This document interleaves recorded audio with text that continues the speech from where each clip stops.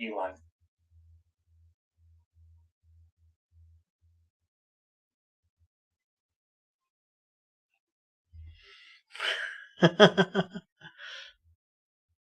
CW, you should jump. You should jump on.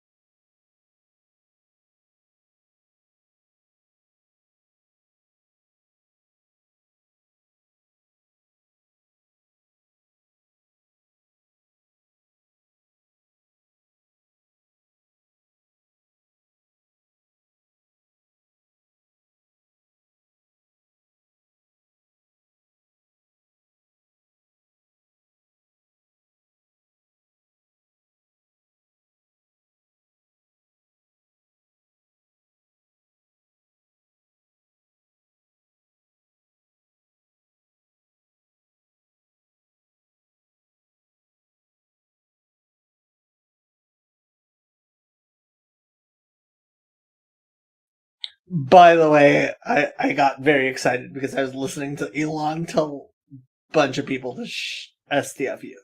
Okay.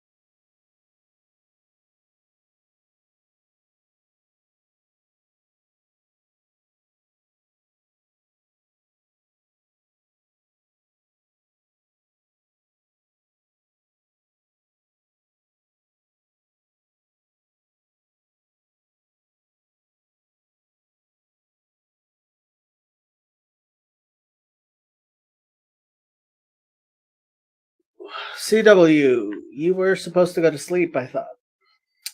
Protestant theology is a bit of a misnomer, as the only unifying principle among the various theological approaches is likely a rejection of a homogeneous and centralized institutional ecclesiology.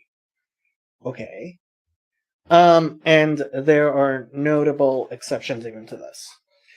Okay, I mean, ultimately, anytime you talk about things, all models are wrong, some are useful. Yes, I speak about Protestants. I have no choice. There is a unifying Protestant principle, but it's not of a theological kind. Okay, the theology that comes from Protestants.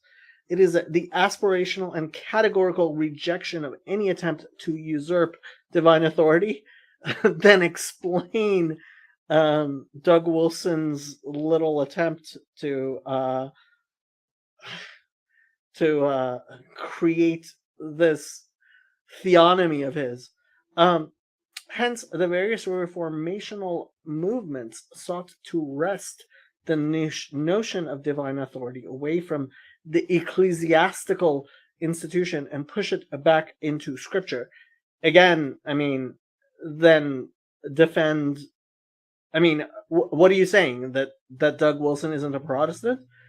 More liberal Protestant theology has observed after 500 years that this was insufficient and sought to push divine authority, back even further into the person of Christ.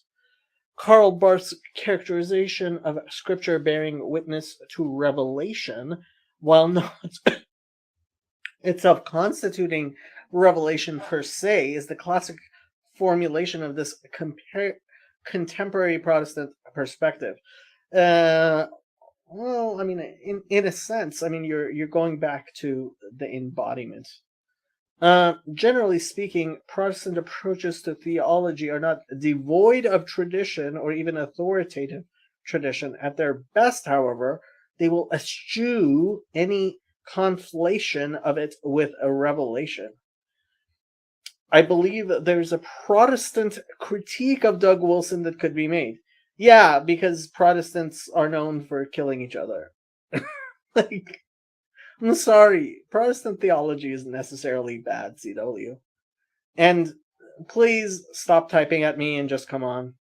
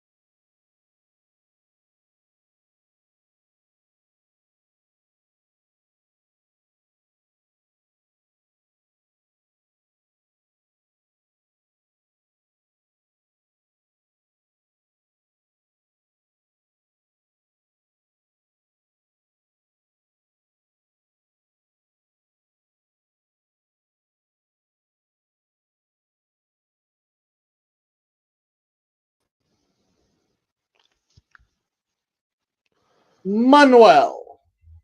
Good morning, sir. Yeah, I guess it is morning. It's been morning for 13 minutes now. Uh, What time is it in Europe? 10 a.m.? 9:13 for me. 9:13. I see. I'm just joining the evening crew with a little bit of Well, Paul toothpaste on Vanderklay my face. was live streaming while I was live streaming. Can you believe that, man? Yeah, like it sounds like he's trying to sabotage you. He's so horrible. I don't know what I'm gonna do without that man. Uh, no, apparently he talked to Josiah about that. So, um, and it's funny, but I think so. He said, Jos, I should get ready to pay Josiah, and it's like I was planning on paying Josiah hopefully soon one day, but yeah, it's not like it's funny. Like Paul, I love the man, but he's just so Protestant.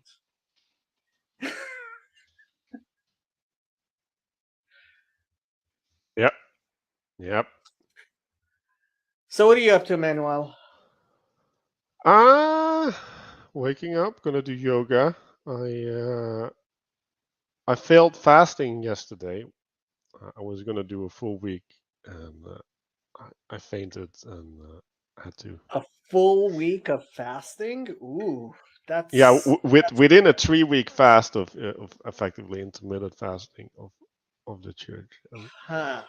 So yeah, my body can't handle that anymore. So I had to uh, recalibrate because I'm not sure that's a good idea.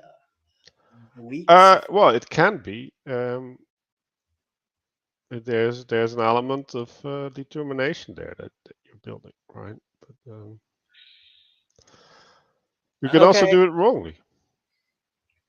I mean, Jewish fasts usually are just day fasts. Hmm. So sunrise to sunset.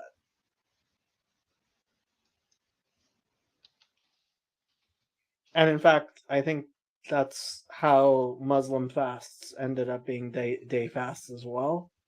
And so seems I am I like the idea of day fasts. So Yeah, that's what I was doing, and that's what I'm returning to. But yeah, so I'm gonna prepare myself a good, nice meal to reward me for my experience, even though it was not successful. Um, and yeah, trying to get some more work done on the website that we're trying to do, and getting some ideas rolling about.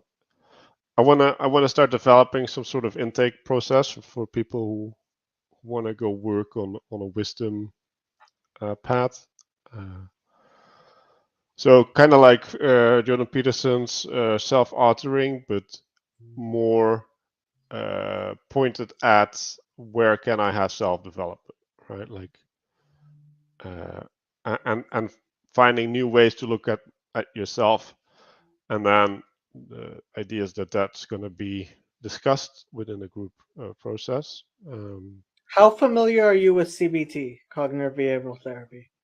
Not super familiar. Like I know the basic principles, but I'm a big fan, and it has a lot of evidence behind it, and uh, for people who are self-reflective, which is a lot of people who end up in this little corner of the internet, I think it's actually probably the best way of going about things is starting with at least learning what the cognitive distortions are and that it's not good to um, become too in a rut and a habit of a feedback loop of cognitive distortions. Let's put it that way.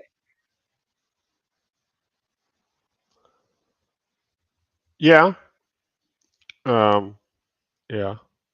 what was useful for me was learning Carl Jung's language and Carl Jung's framework, because that's the other step that I want to include, right? Like, so one is self-development, but then also I want to have people re-engage with the spiritual element that they probably have been neglecting, right? As a consequence of not having the tools to interface with it. So yeah, that would be like the beginner course, right? And then having a couple personal practices that can be used as well. And then after that, they'd have to decide whether they want to go more secular route, like more religious route. Like I don't really care. I think all paths lead to Rome, as long as you walk them. Yeah, honestly. I kind of agree with that. I would say it's important to include some form of social component because we are not sane alone as human beings. Um, we are sane in community with others. Right. And that's why I try to group discuss these things, right? And I want it to happen under the supervision of a leader, right? So in some sense, that would be uh, my version of the estuary protocol, right? It's like, but I wanted to have a telos, right? And the telos is personal development Mm. and experiencing how a group can be manifesting that for you as well. Yeah, I mean, I've tried very hard to be as supportive of estuary as I can be. Um, I'm not sure it's a great protocol. I've gone to several meetings which John has led. Um, I don't know. I try to be supportive. It's not like I have either something better or a proposal for something better. It's not my area of expertise. Um, but I don't see it thriving uh, in the manner that he's hoping. Yeah, and yeah, I think people yearn to participate in something, right? Um, and I don't think that things should be bottom up. Like this has been the thing I've been saying all the time, right? Like you want to have a telos, right? And you want to have the wise person provide that telos because, well, if we're doing collective sense making, then but yeah, then you need to have a wise person, and then you need to have a hierarchy, and then there's going to be exclusion because when you have a telos, some people can't go there, right? And yeah, I think that's the part that people want to skid around, and to me, that's yeah, like that's just preventing making a decision a couple times until you have to, right? Because you realize you can't not make the decision. Hezzy's here. Good evening, sir. Although it's probably afternoon in Israel right now. It's like Oh, he's one of those early birds. Okay, yeah. Well, he's in Jerusalem, so and he's before me, so yeah, yep. noon, I think. Is it? Thought it's like a 10-hour difference with Los Angeles. I forget. I used to. I mean, I used to know the time difference when I lived. But I spent a year in Israel, so but that was a while ago. It's 10 only. Okay. Wow. He's up at 5:30. He davens nates. I don't know if he actually davens nates. Well, that's how you can deal with fasting. You can sneak in Well, a couple yeah. bites before the morning. Like I'm not up at that time, so. Get up and eat before. Oh, sorry, my dog decided that I don't need to hear you. And now's my time. Yeah. So yeah. Okay. He's at his kid's Hanukkah party. It's not Hanukkah yet, Fuzzy. You might have noticed.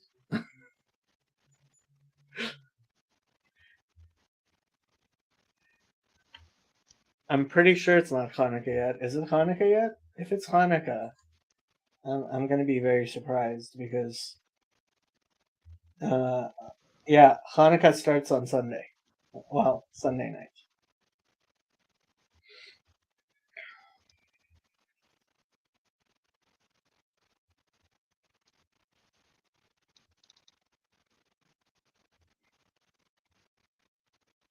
Oh man, living the life. Yeah, so. Oh, they. When I was in yeshiva, did we have a Hanukkah break? We didn't have a Hanukkah break. Why would you have a Hanukkah break? That's But not. That's not a very it's Jewish thing. Christmas. It's actually quite funny.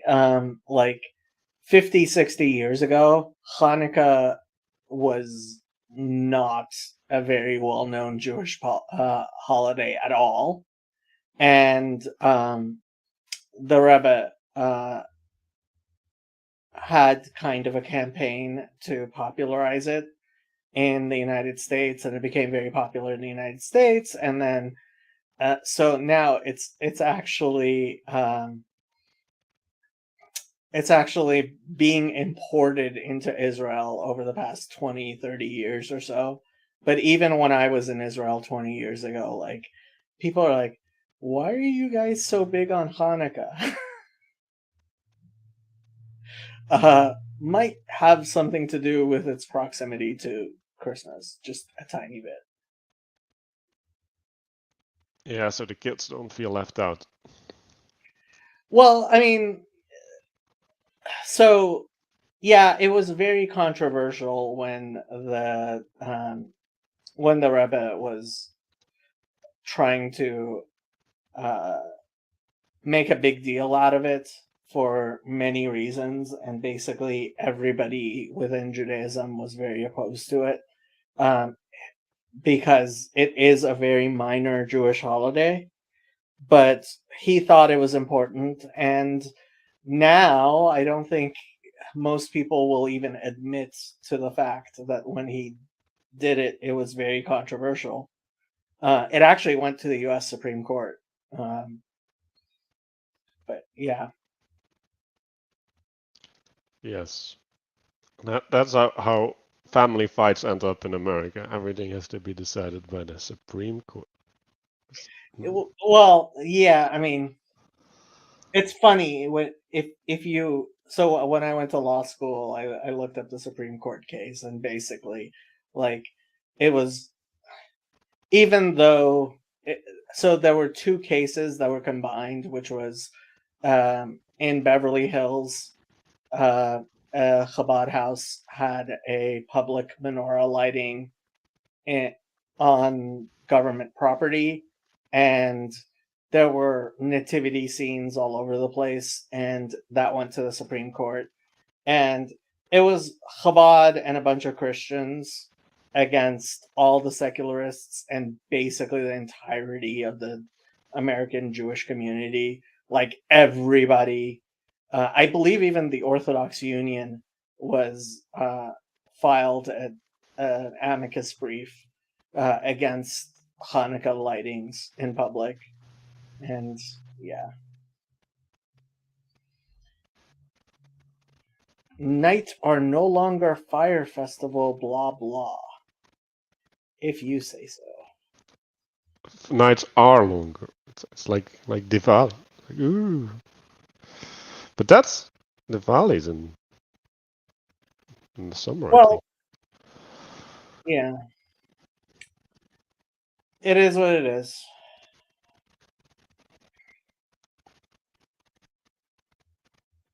So what do you want to talk about, Manuel? What do I want to talk about? Yeah, well, tell us, right? Um,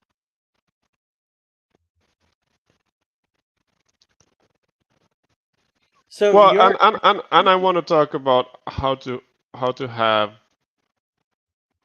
constructive conversations, because like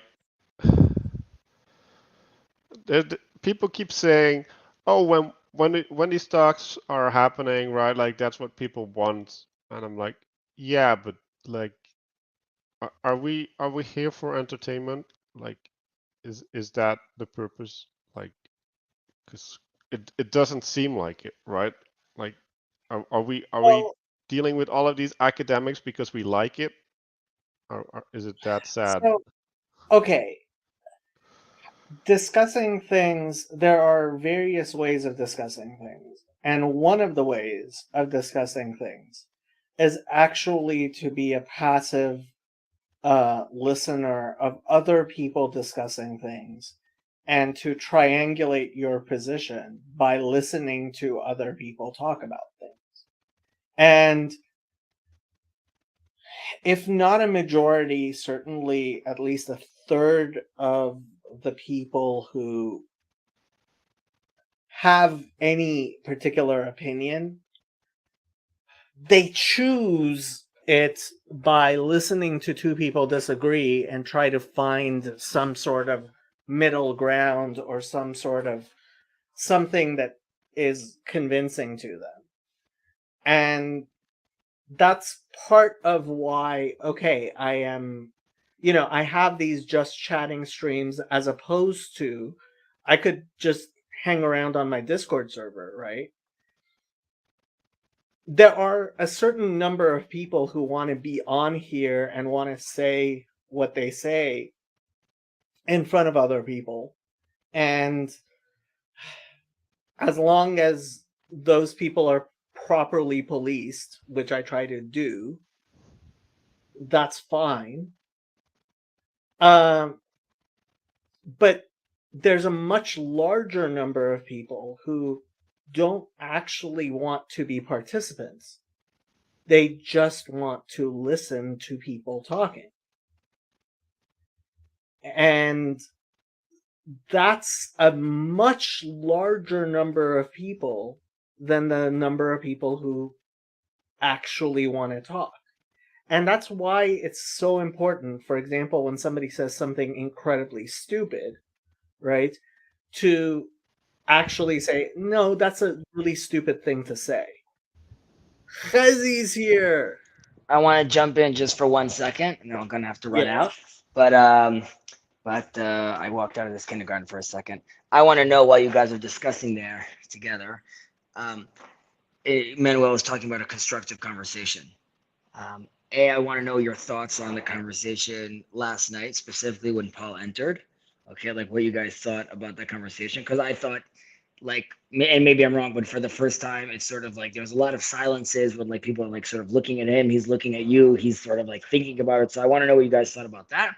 Secondly, um, and with all the love to Mark, obviously, like in these conversations, how many times can we discuss like navigating the pattern though? Like I'm just saying, like, don't we eventually like okay, like we identify the pattern, like now we need to move. Like I'm with you that you want to have a constructive conversation, but if you're constantly being taken back to discuss like the first principles of how to have a conversation, um, or how to move forward, I just feel like we're in like this like a cyclical loop. And Manuel, it seems to me that you tend to generally say like try to push it to a more practical application. So go.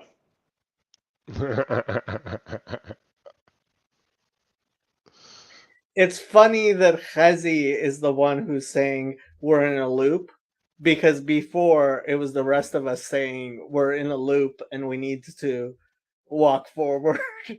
And now Chazi is saying we're in a loop. Um, Well, I agree that we're in a loop, right? Like I'm frustrated about that, right? Like, I also agree that talking about the first principles has limited use, and at a certain point you should shut up about it. Just like, okay, enough talk about it, right? But you want to have agreement about it and move forward from there, right? And I think the reason that we get stuck in a loop is, like I mentioned, what my objection to Paul van der Klee, right? As an example, not as a criticism to van der Klee, not like I mentioned it as an example, and we're in the loop. That's what happened, right? So, like I should be able to mention that without getting into the loop. Like you can't blame me for getting us in the loop. No, like and yeah, like how do you get out of the loop? Well, you kick the people who put you back in, right? Like that's one way, or you resolve this issue with people.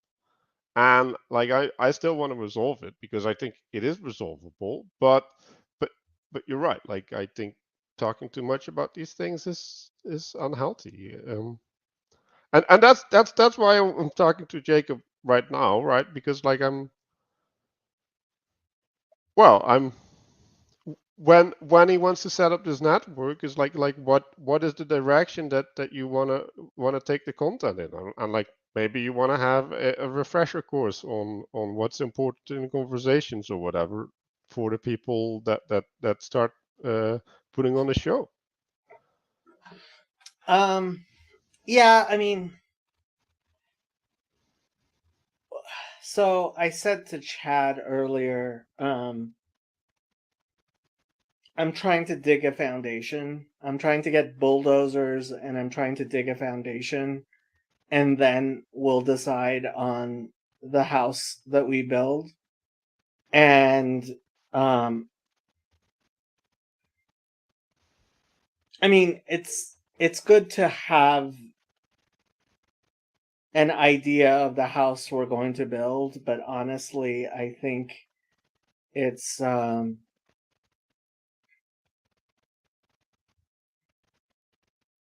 think right now I I want to get the people together to negotiate on where we're gonna have to make plans, right? So And to have tools, right? Like what are the ways to build?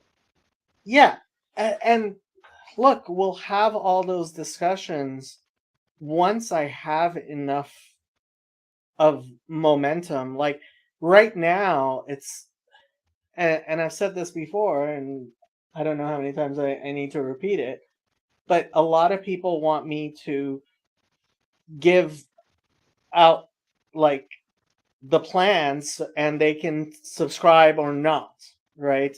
They can look at it, see if they like it, and either reject it or subscribe to it, right? And that's not what I want to do. I want to get the people around, at least enough stakeholders around the table, and negotiate that. And that's why I'm having conversations. And yeah, the conversations will get repetitive. I think it's really important that I am having conversations behind the scenes with people. Partially because there's plenty of people who don't want to have these conversations in public. Like even some of the people that I'm talking to about being is Paul correct in saying go build it yourself? Yes. Look, Paul doesn't want to sink resources into this idea that I have. And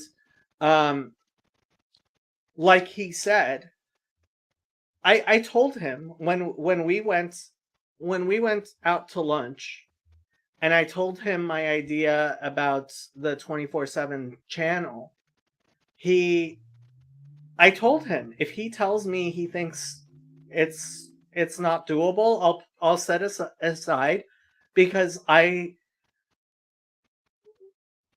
it was my idea, and like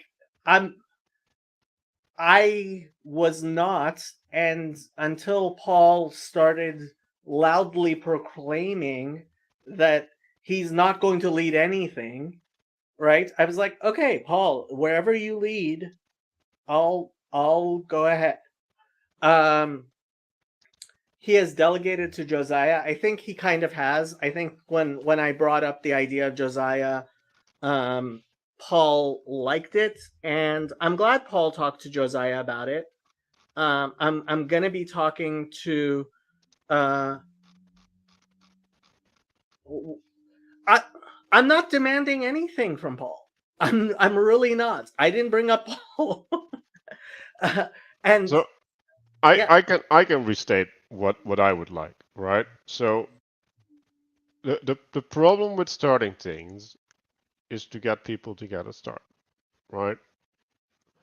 And the problem I have with building things is, well, I need people to participate because I need to build the structure around them, right? Like you can't just build a structure and say, well, you just go sit there and perform your task, because like there's a skill set involved, and if you have a different skill set, you want to approach things different, right?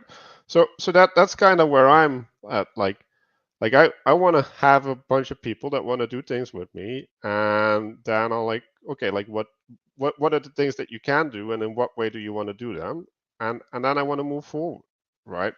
And I think a bunch of people are on this place where they have a bunch of ideas, right, but they can't get the momentum, right? So if I want anything, it's momentum, but yeah, like he doesn't have to give that, right? Like that's his choice, and it's his time, energy, and attention that he can spend however he wants.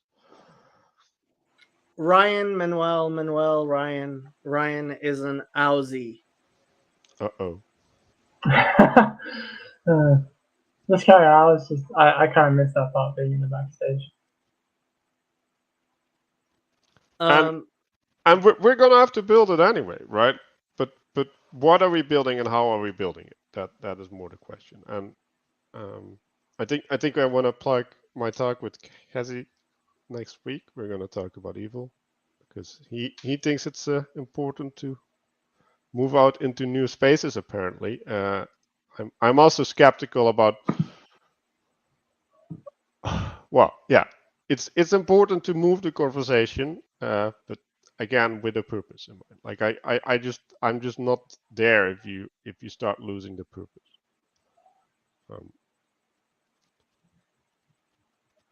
Yeah, I've been kind of following along with this sort of conversation. I mean, sometimes I just kind of like pass out.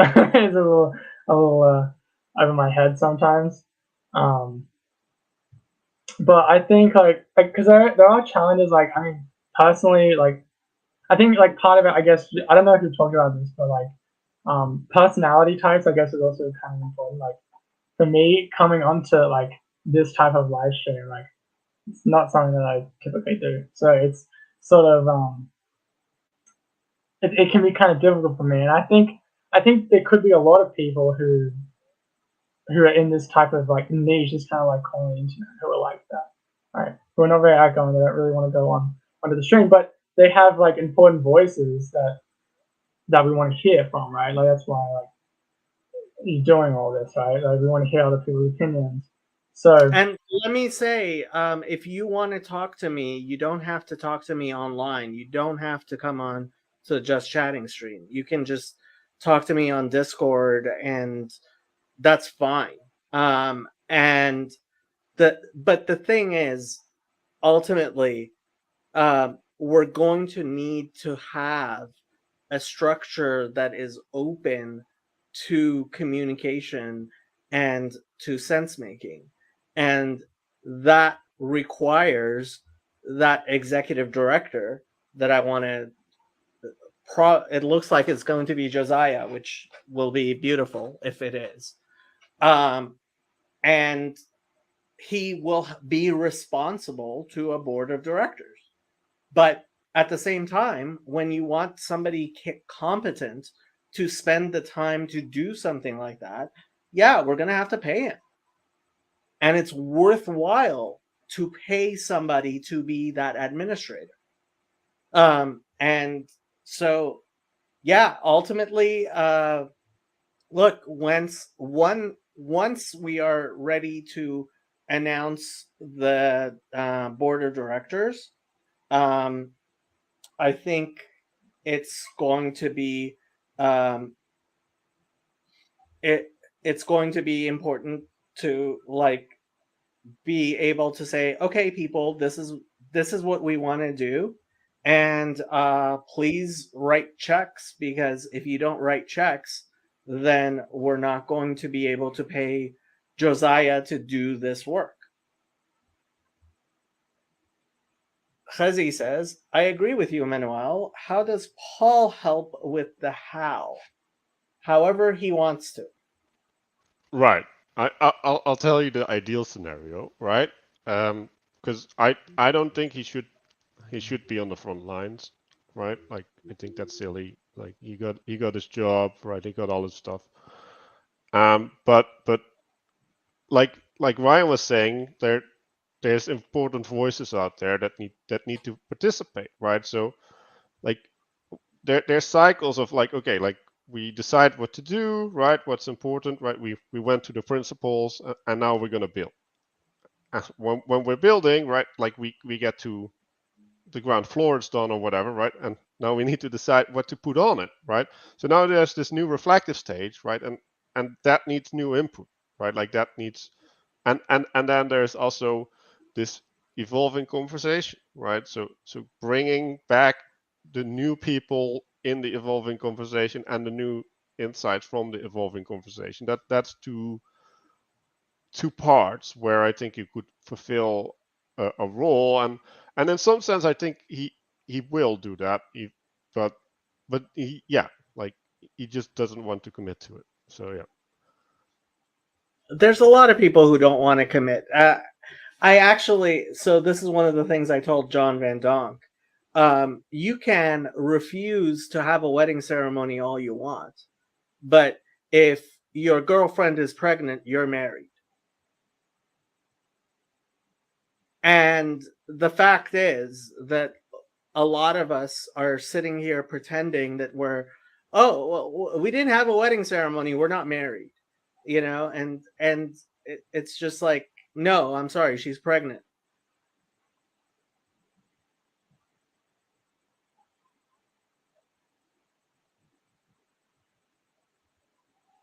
Yeah, congratulations, Jacob. How long are you alone?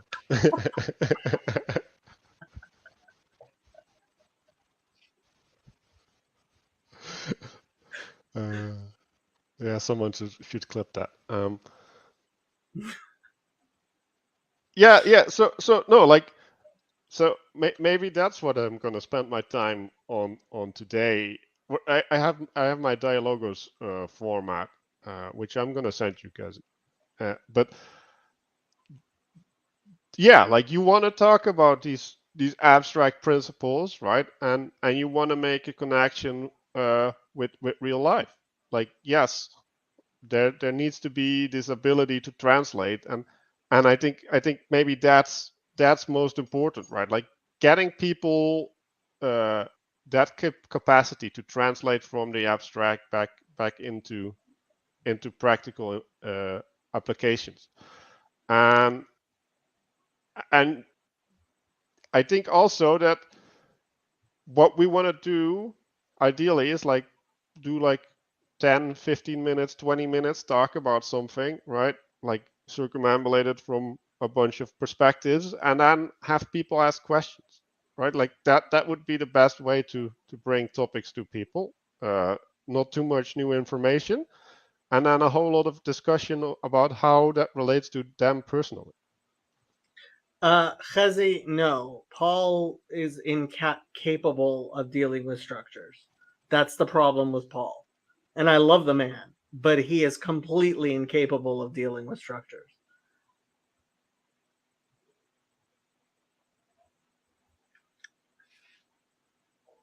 I think asking questions, that type of format is good. Like, there's a lot of, especially having a like segregated part for it, because I know there are times when the live chat is going on, and I think people who lurk around like I do a lot, um, find it kind of difficult to be, on the one hand, listening in to the conversation and keeping with the conversation, and then wanting to interject or like ask a question, but the conversation keeps carrying on until you're like 15, 20 minutes later on a different topic, and then the person looks back at the chat and sees all these questions, and it's like, well then, like, that you forget the original context of the question, and so you end up going back and trying to figure out what this person meant in that context, and by then it's already too late. We've already moved on, and that person could have a really good question in that moment that just isn't addressed, or could add to the conversation that isn't that doesn't catch. And this is Cool. why we need to feel comfortable with multiple formats. Mhm. And that's another thing, is that people get their favorite format and they think that, oh, why don't we just do X? And it's like, no, you should always do X, Y, and Z, right? And that's why, for example, there's the Discord server where you can have a certain type of conversation, and then there are private conversations, and then there are public conversations. And CW, I'm not sure he's a shrewd institutionalist. If Paul had wanted to, if he had tried to, he could have, in fact, probably won the election at the synod last year. And I don't know if he would have done a better job as president of the synod last year. I don't know what's going to happen at the synod this year, but the CRC is falling apart, and Paul still insists on saying, Jesus, take the wheel.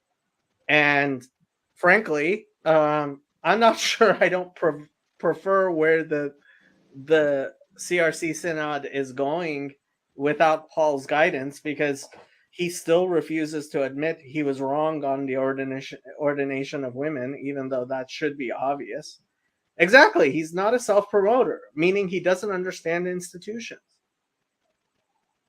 This has long been my biggest problem with basically people who have too much humility for their own good, is they allow other people to climb to the top of institutions and corrupt them. I don't want to criticize Father Eric, but Father Eric finds the idea of himself being the Pope so completely laughable that he doesn't even he thinks it's absolutely laughable, and it's outside of anything within his imagination. And guess what? Because of that, he is never going to be Pope. Because in order to become Pope, first you have to become one of the papibulae, or something they call it, right? First you have to become a bishop, and then you have to become a cardinal, and you have to actually try to move up. And all the really good priests, the people who I think would make the best popes, are the people who are like, no, I'll just be the parish priest. I don't need to be the bishop. I don't need to be the cardinal. I certainly don't need to be the pope. And it's like, then who do you think is going to be the cardinals and the bishops and the popes? And and to some extent, you have to take responsibility for your, I hate to call it cowardice, but I don't have a better word for it. But maybe you guys disagree with this, but the way I've been thinking about humility is correctly knowing your position, right? So the if you take that definition, then if people usually overestimate themselves, right? They need to humble, right? Like they need to go down. But if you're underestimating yourself, you need to go up, right? Like I don't know what to call that. Like if it's not It's humility. humility. It is. No. And it's biblical humility, right? So a lot of Christians, when they read that it says, in Bamidbar, I guess it's Exodus, maybe it's Numbers. Um, Moses is the humblest man, right? They're like, Moses says he's the humblest man. Ha ha ha! How funny is that? And it's like, no, that's not funny at all, because the example that the Torah gives of the the prototypical case of someone being completely wrong and somebody else being completely right in Judaism is when Korah goes up to Moses and says, "Hey, why are you and your brother placing yourselves above us?" Right? And Moses first falls on his face, right? And then he says, "It's too much for you, Bnei Levi, sons of Levi. No, I am the leader, you're not." And he sets up this thing where, you set up your sensors and Aaron will set up his sensor and God will decide between us, and the ground opens up and swallows up Korach and his followers. And that is Moses, who is the humblest man. And if you believe that as the humblest man, as the biblical example of humility, he should have said to Korah, "Oh yeah, I guess you're right. You should be the leader." Or actually, what Korah said is, "All the people are holy," right? It's like, no. I'm the leader. I'm the leader. And so you are precisely right when you say humility is recognizing your actual position, right? And that doesn't mean not recognizing, all the things. And I highly recommend Nachmanides' letter to his son.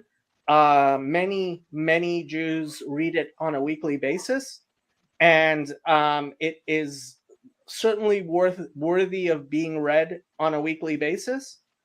But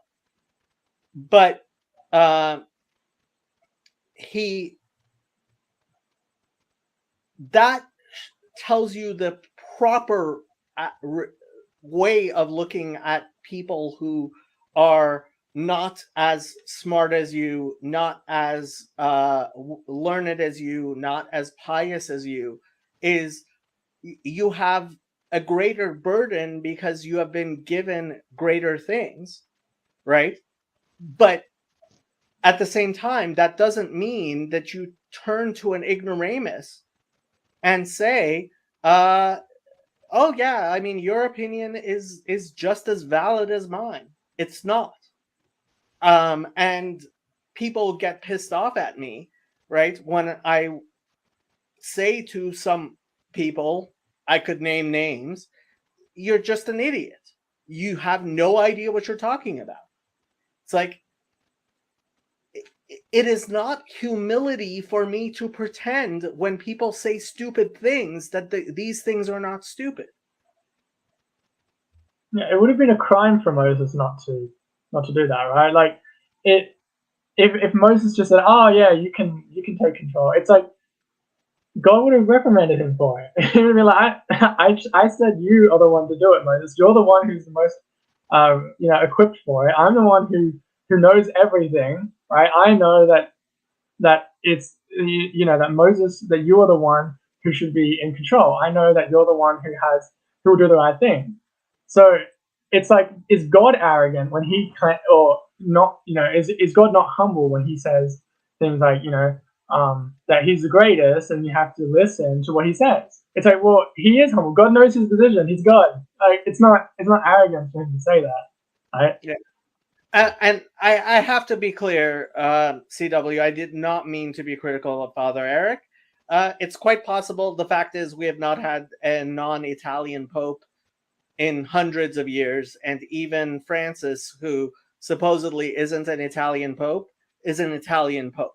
We have not had a pope who doesn't come from an Italian family in hundreds of years, and so it might be perfectly understandable for Father Eric to have that view.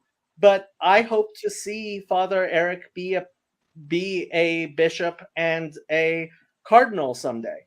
And frankly, uh, it's because I know he would hate it, as opposed to the people who we've all met the types. I keep on talking about the rabbis who wear long and who don't. There are rabbis I have actually yelled at, you need to start wearing long, and they refuse to do it. And there are rabbis, when the Rebbe was alive, like he used to tell people if they should wear long and not. And that was a completely different environment than now that we don't have a Rebbe. And there are people who are deciding to wear long because they think they are worthy of it. And all the people who should be wearing long are not, because there's nobody to tell them you need to start wearing long. And so, okay, it is 1 a.m. here. Manuel, you're an admin, aren't you? Mm-hmm. Manuel, Yes. you are an admin, aren't you? Yes. Okay, if you want to keep this conversation going, that's up to you. But I am going to turn into a pumpkin. Good night, people. Yeah. Okay, good night. Yeah, Ryan, I'll keep it up with you if you have some other things you want to have off your chest. One thing I want to add about this lurking business, right? Like,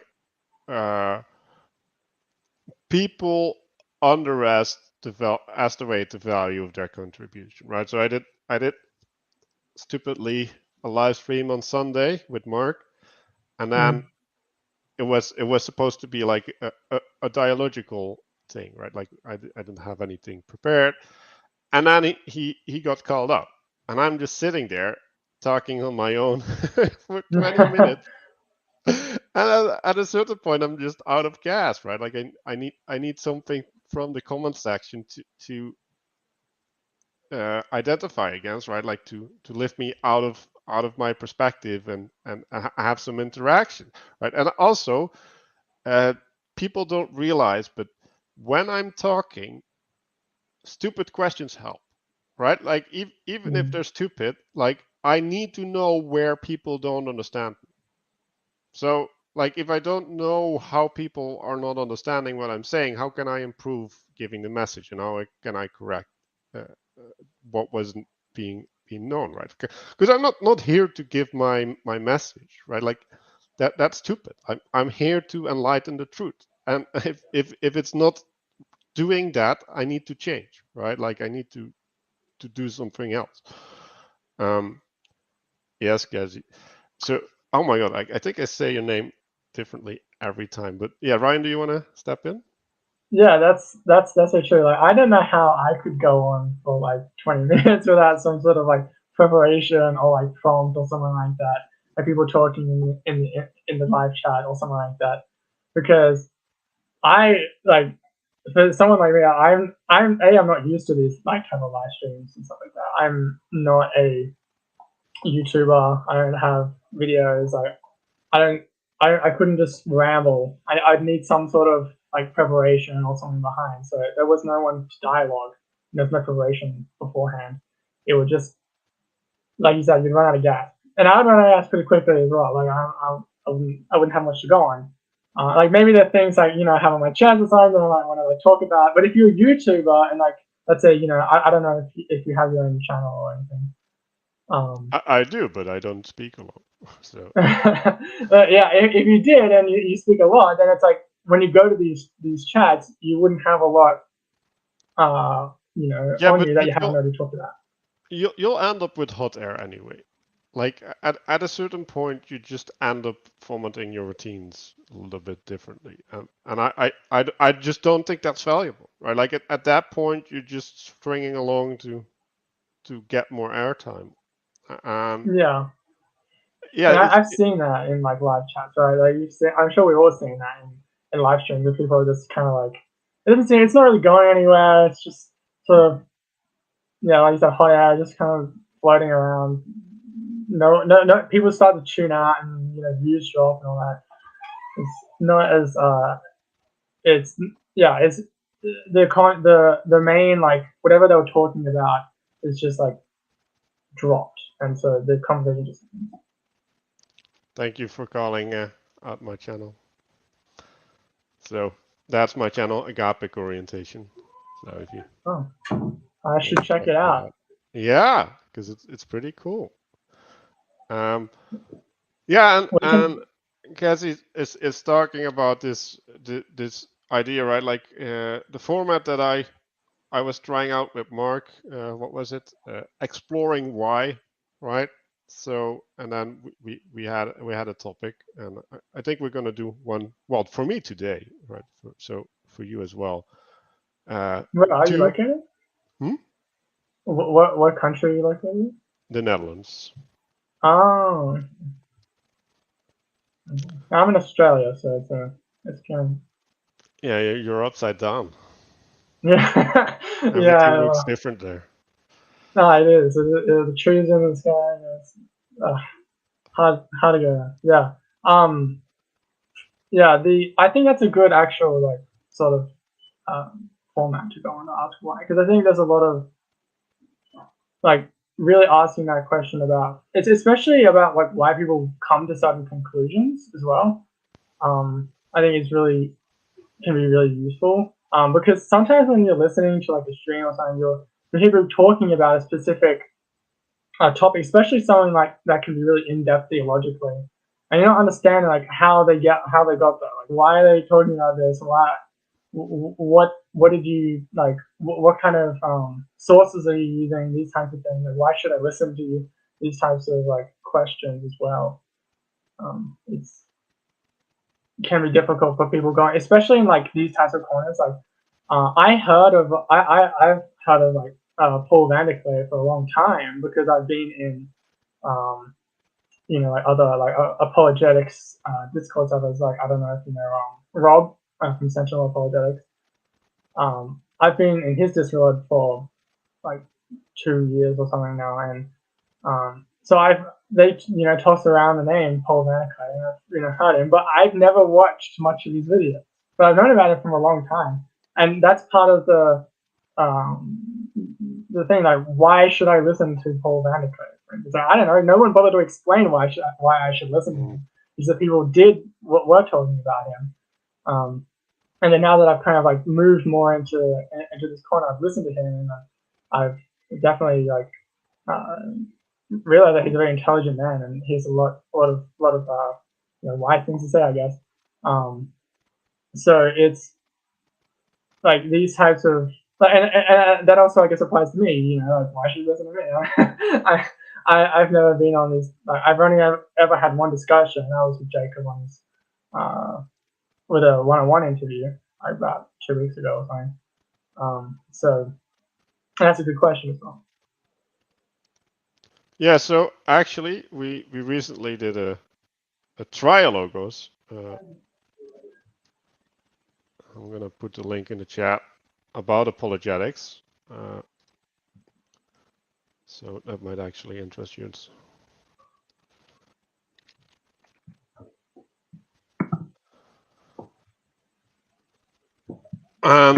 Yeah, like I'm not one of using references. I've I've done all the thinking from first principles. Like I know why I think a thing, and it's I that think it, and like I have my justifications, right? So when Peugeot talks about, well, what is the ground you're standing on? Like I've been looking at that problem like really long, and I know what I'm doing uh, is probably not the the best path in the sense of you shouldn't figure this stuff out all on your own. But on the other hand, you need to do it in some sense, right? Like you can't rely on the dogma and have the dogma informed, right? Like you need to know why the dogma is there and why you agree with it. And yeah, so that's a tough balance, right? Like I like the conception of dogma as the lights along the path, right? So they guide you uh, to the right place. And like when I started going to church, right? Like that's how I'm using what's going on in church, and some things that they're saying, like I can't make it fit in my head. And I'm like, okay, whatever. Like I'm just gonna take this on faith, right? Like I'll put it in the box of ambiguity, right? Like, but I'm gonna act as if, right? The Petersons act as if, um, without doubting it, right? And then see what the world looks like. And I think that's the right thing, right? And then you know things by their fruit in some sense, right? Like you, if the world looks like this, then like yeah, maybe that's good or not good. Yeah, that's a interesting way. Like I, from my background, is very much being like looking into the academics and like reading a lot about that type of thing. And that's what they do on Central Apologetics. It's very much like if you're gonna go into a discussion, it's sort of like you better come correct sort of discussion. You know, like you better have um, the knowledge in the background. If you like sort of like go into that conversation with not having read certain people or like not being at least familiar with certain ideas, then it can be difficult to enter that type of space. Um, and I think like people like Rob do a good job on like bringing new people in and like trying to explain how people like scholars will come to certain ideas and all that kind of stuff. So we can actually have a discussion and not just like throw references at each other to use them like swords. But it's uh, in that type of like circle as well. There is a lot of that sort of. It can be like very difficult to enter because of that type of like background that it's kind of almost assumed that you might have or that you're familiar with. And like when I came over to this space, it was a lot easier to get into because like if we were going to make a ref like when Jacob talks or when I'm listening to somebody else talk, they like if they're going to use a scholar or they're going to use scholarly material, like you might not reference it, but you would like explain how or like like translate, if you will, right? Like you translate the ideas that the scholars Yeah, have or that you're you trying make to it use. contextually relevant, right? Yeah, And that's why you want to bring things back to your experience as well, right? That's the context in which they have to be made relevant. yeah, exactly.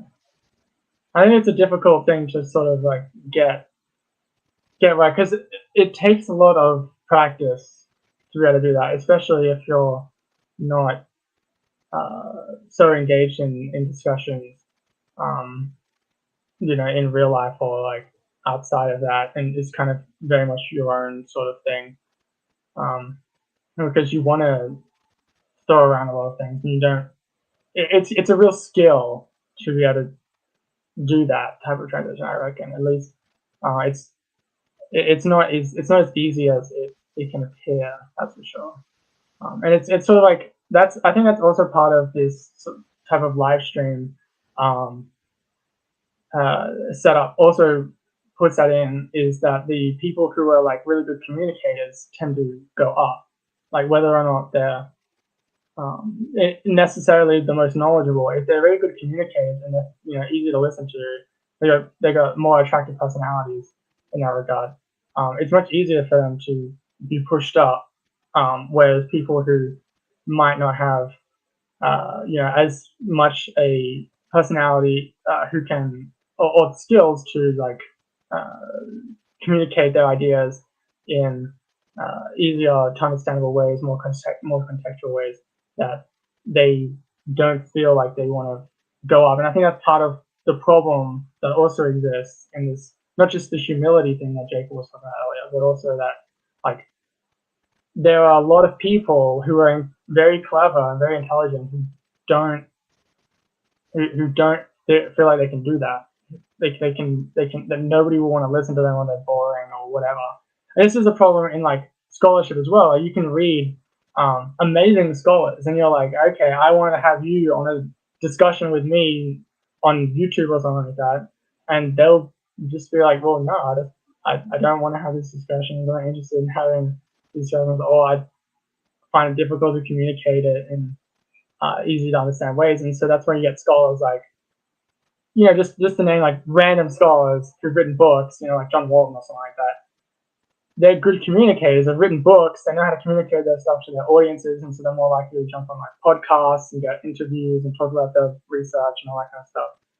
And then you get lesser known scholars who might have just as important research, but just don't communicate it in that way, and so they don't get bumped up, and you're kind of like stuck with that. And so you need someone there to translate. You need someone there to like get the stuff and kind of push it out. Well, yeah, you got to notice, right? Like when you go and do your research, like what are you doing it for? Like are you doing it for your book, right? Like are you doing it for the intellectual circle jerk? Because yeah, like that doesn't seem right. And when you're talking about these quotations, right? Like the way I look at these quotations is it's like a card game, right? And they have their deck, right? And it's like, oh, I do this block, do this, and then, well, if you take that path, you need to go left here. It's like, and it's like, well, yeah, maybe, but the conversations that I've been having with these people is that they're often in the wrong frame, right? Like they're like, well, can you justify this? No.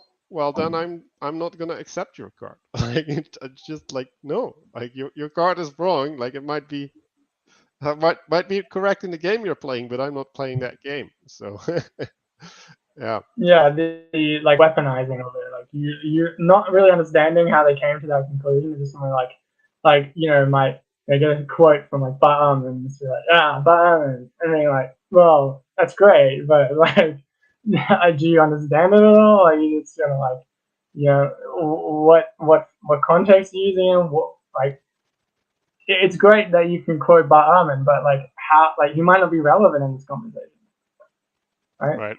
Right. And it's, yeah, it's also right. Like how do you translate that back?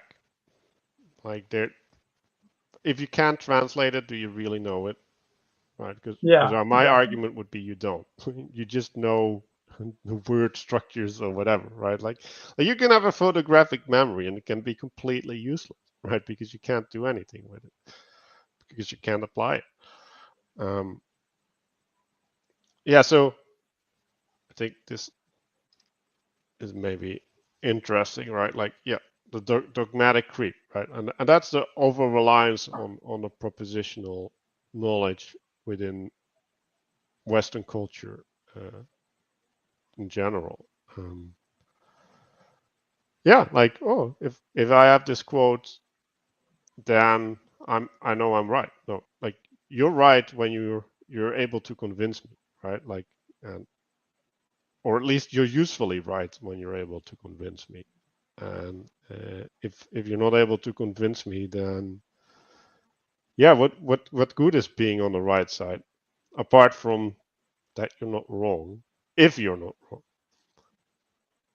Yeah, I think that's definitely a serious issue in many Christian theological traditions, especially the ones that I've had some experience in learning about and talking with. Um, yeah, but I mean, it's more than just an issue with just Christians, right? Like it also exists in like virtually every faith. Is a dogmatists and Academia. yeah, and academia is definitely no stranger to dogmatism, right? Like, and you could name like a handful of examples, just like off the top of my head, right? Like, recently we found out that depression, that the antidepressants don't work, right? That they're not much better than a placebo, and like this has been, almost you could say dogmatic in certain medical circles for years. No one really did the research into it, and it's only just recently been found out that that depression probably isn't caused by a imbalance in chemicals in the brain.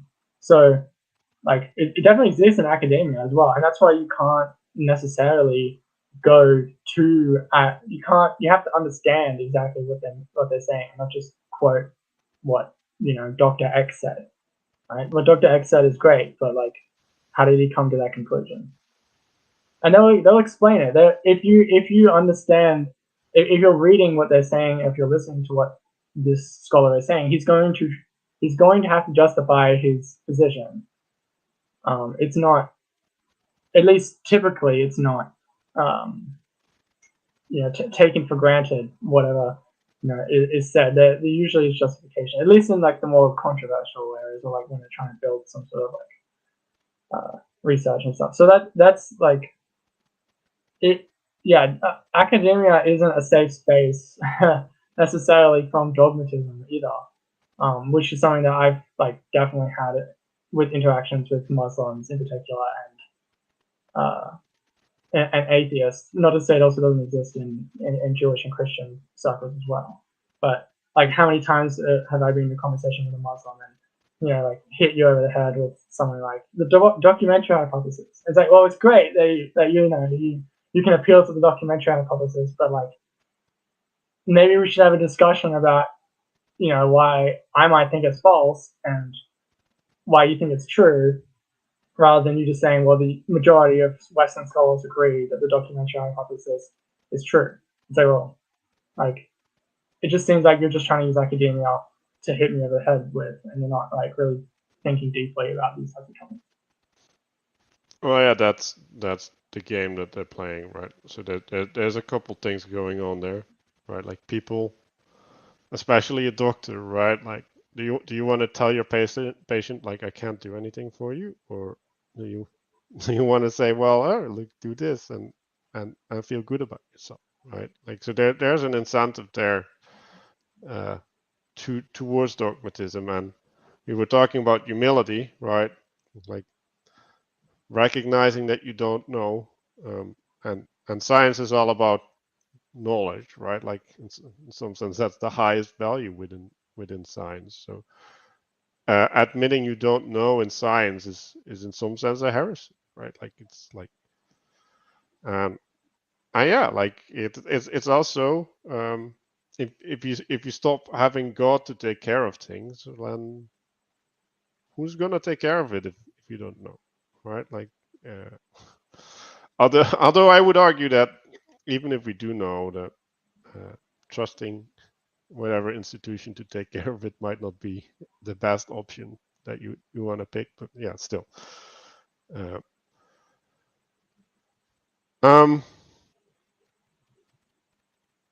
Yes, is there something else that? So you're coming from an apologetics background. Why do you want to do apologetics?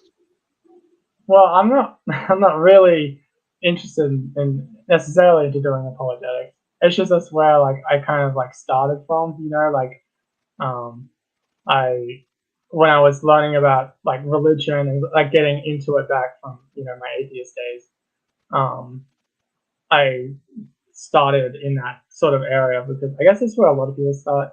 Um, so like that's my background. But this type of corner definitely isn't like apologetics centered. Definitely from like the things that I've seen, more about discussions and like really understanding other people's viewpoints as well, right? It's a corner more about learning from each other while still maintaining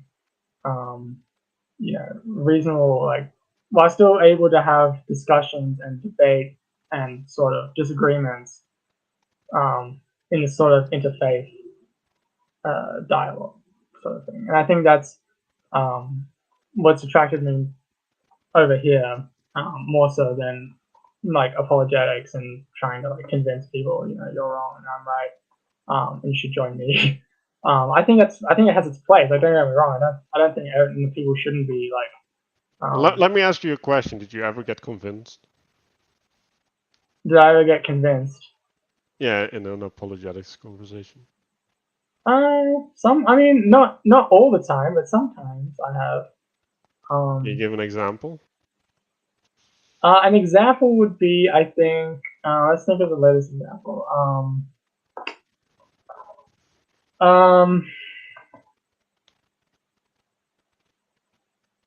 I think so I'm not a Christian, so I guess that's part of why, like, it's sort of interesting, in my particular thing. But I think one of the things that I definitely changed my mind about in a sort of apologetic, in that kind of apologetic sphere, is I changed my mind on Jesus being a apocalyptic prophet type figure. So my mindset was really that like Jesus was an apocalyptic prophet. He wasn't a person who was, yeah. So this is kind of like the more secular academic perspective is that people tend to lean. I think a lot of scholars tend to lean that direction, that Jesus was this apocalyptic prophet who was preaching the end of the world, and then he died, and people sort of couldn't get over that, and so they made up things to kind of rescue the Jesus movement away from apocalypticism and into this idea of this like kingdom in your heart instead of being. I've moved ship after talking with some Christians, but also doing my own research. I kind of moved shift over to like Jesus is more of a like wise teacher. He had more like, I kind of lean more towards him being a thoroughly Jewish figure who was probably more interested in like wisdom teaching and that sort of field, I guess. Let me put it that way. So I think I was convinced. I was convinced of Christians about that. I mean, not that they like. I've been convinced to apologetics to be a Christian yet, but I'm not closed-minded about that. So at the very least, that's partly why I'm like engaging in these types of discussions. So, where's your resistance about becoming a Christian? Where's my resistance? Mostly in the Trinity, I would say. It's in most of the Trinity. Yeah. And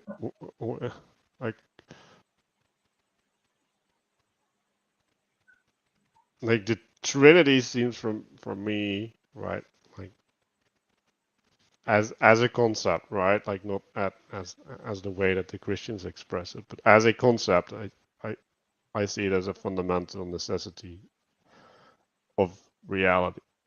So, do you have that perspective or no? No, I tend to hold the more like monotheistic, like classical monotheistic position, like a Muslim or a Jew. That's why I like kind of I've been identifying as Noahide for 2 years or something now. So and that's part of the one of the reasons I got onto on Jacob's channel talking about that. And we had a discussion about that. So that's the action I need. Right. So have you engaged with John Vervaeke's ideas a little bit? No, I haven't. I know the name, and I've seen him. I saw his talk with Peterson. I believe he had a talk with Peterson, Jordan Peterson. I want to say like a year ago or so. But other than that, I have not really interacted with his work. He has this idea, right, about the transject, which is effectively the coming together of two things, right, manifesting the two, right. And so if you read Jonathan, not Jonathan, Mathieu Peugeot's book, A Language of Creation, right, like where he's talking about heaven and earth, right, it's in some sense it's also the masculine, right, like that which informs versus that which is being informed, right, and then there's a transjective out of that, right, which is the manifestation of reality, right. So if you look at that, right, like there's heaven, one point, there's earth, another point, and then there's manifestation, which is a third dynamic point, right, like, and those are three aspects of reality, right, like which have different natures, like they're all necessary, but they're also separate, right, in a profound way. Is that sort of like tying with the idea of Jesus being like, because like when you said like the manifestation, right? And I'm guessing that's like you could link that to Jesus being like the divine logos, right? Like the word, and then coming to flesh being like this sort of. I'm guessing that's where it's like sort of. Well, actually, I would put the spirit in the manifestation, but. Oh, okay. but yeah, no, you need, like, if you have the divine structure, right, then the material representation of the divine structure is always going to be sinful, right, because it's not a copy of the divine structure, it's always an image, right, like that's why we made in the image of God, not an actual and so if you would have a actual manifestation of that divine structure on earth, then that would be in the form of a man, which would be analogous to divine. And I think that's what they're talking about in the First Council of Nicaea. But now I'm out of my depth because like I don't read that stuff that much. But yeah, because this type of like like God's manifestation definitely exists in Judaism as well, right? Like the Shekinah and stuff like obviously like I'm not like nowhere near as knowledgeable as like Hezi is or Jacob, right? Or even like Joseph or someone like that in this, but yeah, I would think that like the Shekinah or something like that is the like could be is kind of like an analogous type of thing of like God's manifestation here on earth, or like because like for example, when the Shekinah kind of being identified as like the presence of God on earth, right? When God dwells in the temple or dwells in the ark. I was like, yeah, so like whether like because when it's a like to be a man, I can see how you make that connection because like or also if God loves us and we're part of his made in his image and you want to like kind of go that route. Like, it makes sense that he would if he wants to communicate with us. There's really being one of us is definitely a good way of communicating with us, right? Like It's Right, like and that's if you have Vervaeke's idea of participatory knowing, right? Like being the action, right? And there's the mirror neurons, right? Like they're relating to imitating action, right, or imitating patterns, right? So there's this aspect where the participatory knowledge is primary to the propositional knowledge, and um, it's important in that sense to know how to act, right? And then if you have this Buddhist idea in the sense where it's like, well, we can just empty ourselves and then we will act correctly, and I'm like, yeah, like you'll act better than if you don't do that, but like how do you know what's correct, right? Like how do you know? And in some sense, like at a certain point, you always have to say, I don't know, right? Like there's always this point that's beyond your conception. yeah. I think I was listening to Jonathan Pageau speak to Father De Young. And have you seen that interview that he had? Yes, I think so.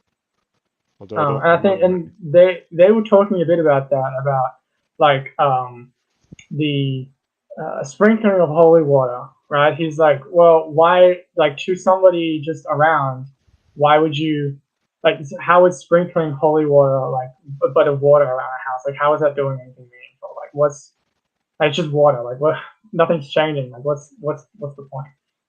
And uh, De Young was talking about how, like, it's the it's the participatory like involvement prior that creates the ideas. It's not the ideas come first. It's the other way around. That's why you have ritual. Because ritual is like embodying certain embodying the ideas that are being uh, put forward. So in that way, like there needs to be some sort of like participation, and that's what makes me like curious also about like Islam, for instance, because I'm yet to hear any Muslims really engage in this type of material, right? Like I've heard like, I'm being just recently in the last like 3 or 4 months I've been binge watching Jonathan Pageau's work.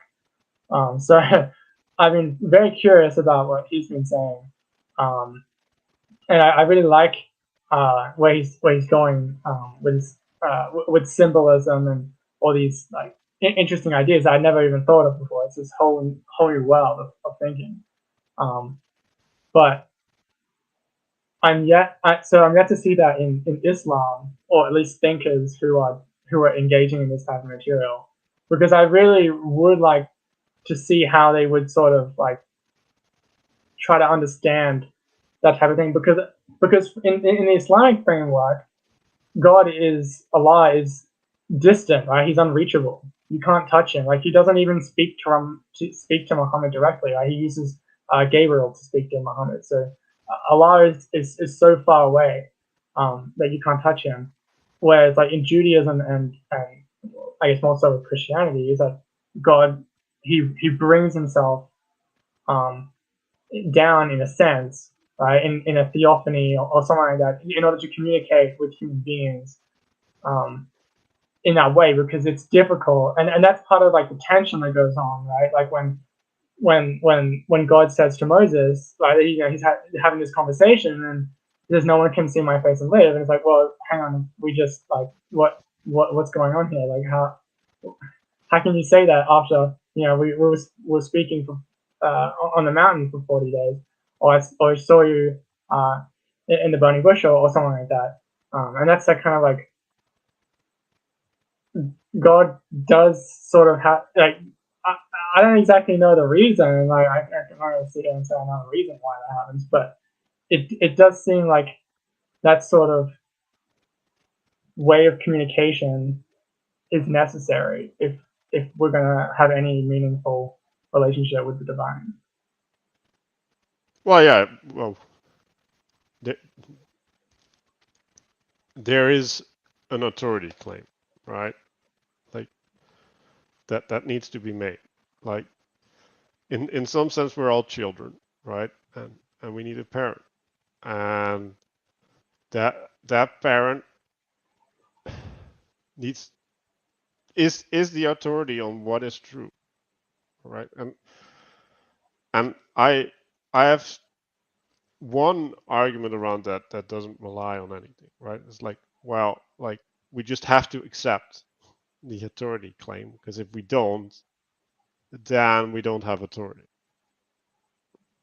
Because like, yeah, where are you standing?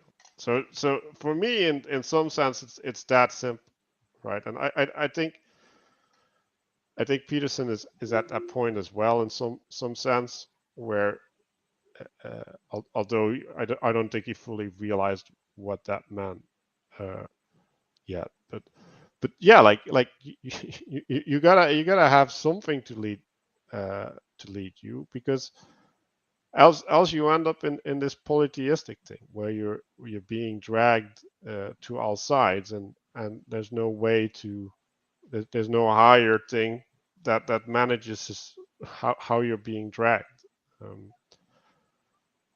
And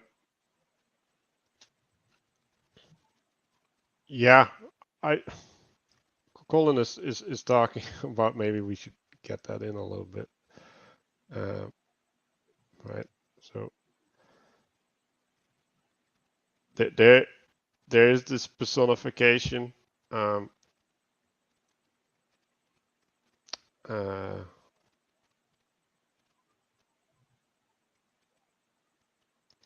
um,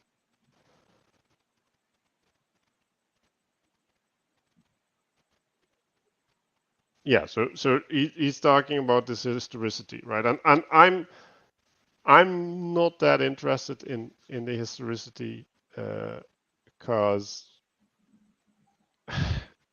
like, what do these people know more than I do, apart from the fact that they were in the conversation, right? Like they were actively participating and trying to find it out back then, but I don't necessarily think that these people had much special access to resources that we don't have. So how are they? So how would so is it like so the way you would kind of bridge that gap is like the way that Jesus lived his life and the things that he said and the things that he did. Would that have been the catalyst for making the and his resurrection, I guess,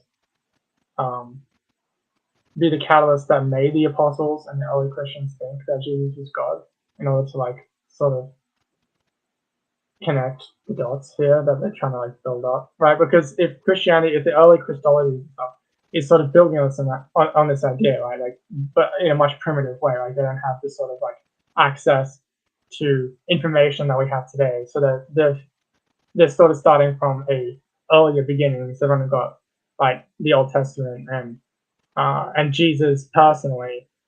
Is that sort of what is like bridging the gap here? They're looking at the life of Jesus and coming to these conclusions in a sort of like primitive way, or Yeah, well, like, to me, it's more important what is the question that they wanted to answer, right?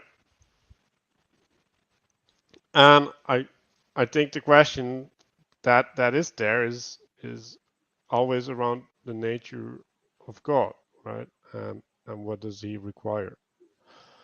And they found a way to answer that question, right? And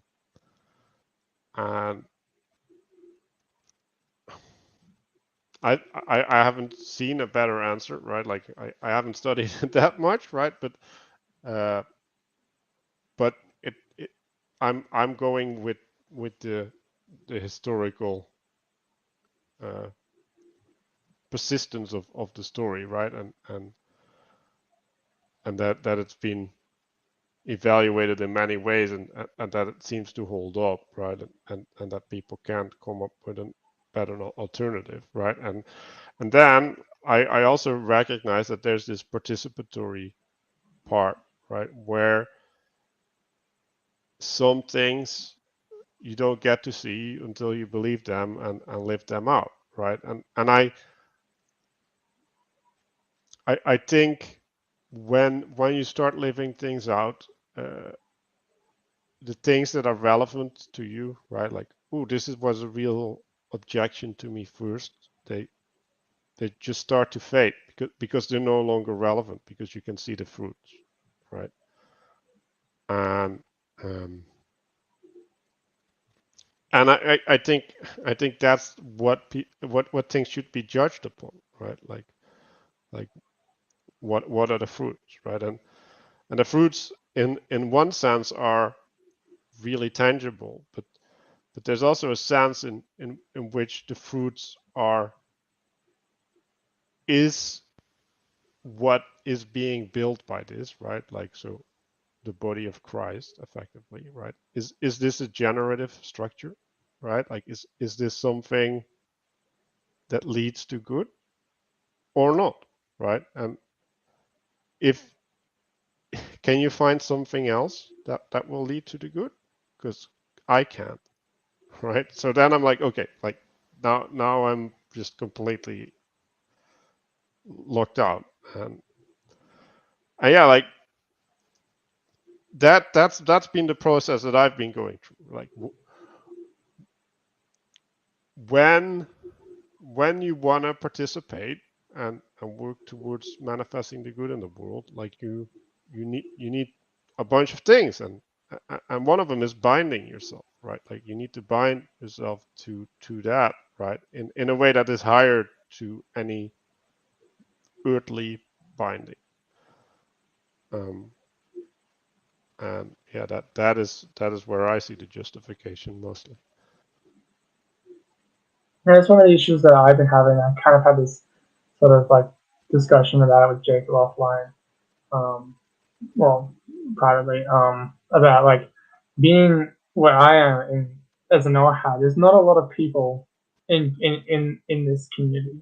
Right? There's obviously like the Jewish community, but in this sort of Gentile believing in Judaism sphere, like Noahide sphere, it's very small, and it's sure it's grown a lot, but it's not something that you can like you can't like go out and go to your local like Noahide church or whatever, right? Like you can't do that. I did like I've never met another Noahide person. I've never met like I've talked to people on the internet occasionally, but other than that, it's very like spotty, and that and for a while that was fine for me to be sort of this like isolated individual with my own ideas and my own little bubble.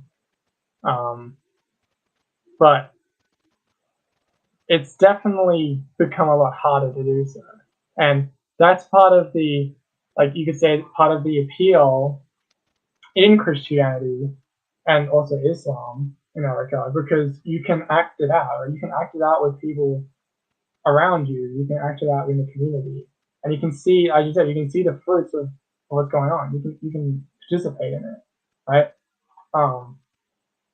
And really, that's why I think a lot of people don't go to the Noahide route and they end up converting to Judaism, because it's much easier to it's easier in a way to engage in the community that way if you just convert, right?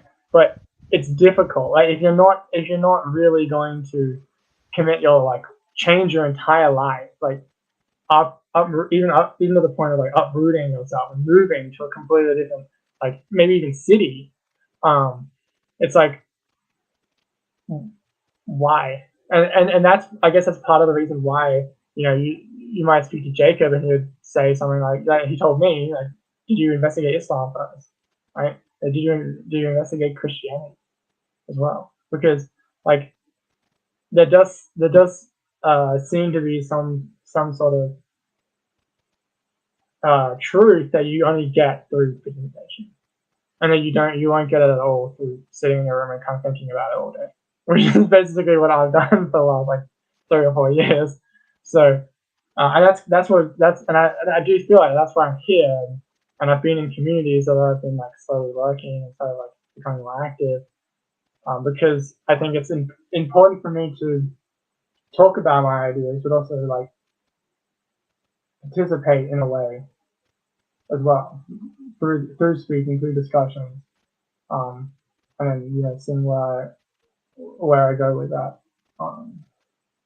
So Yeah, well, yeah, I would suggest that you visit also the physical church and maybe a mosque, right? Like, and see what they have there, right? Because going through the process, that is different than talking about it.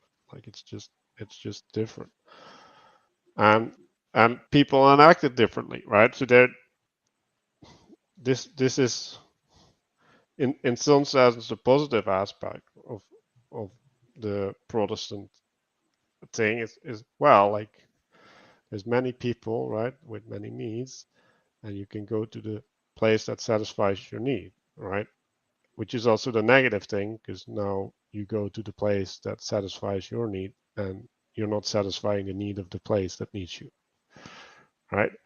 And I think making that flip, right, where you're like, well, yeah, maybe the purpose isn't found in what it can mean for me, but what I can mean for it. And the justification is in what is it building towards, right? Like what is it producing, and can I find joy in that participation of of a creation of something in the world? Because, like,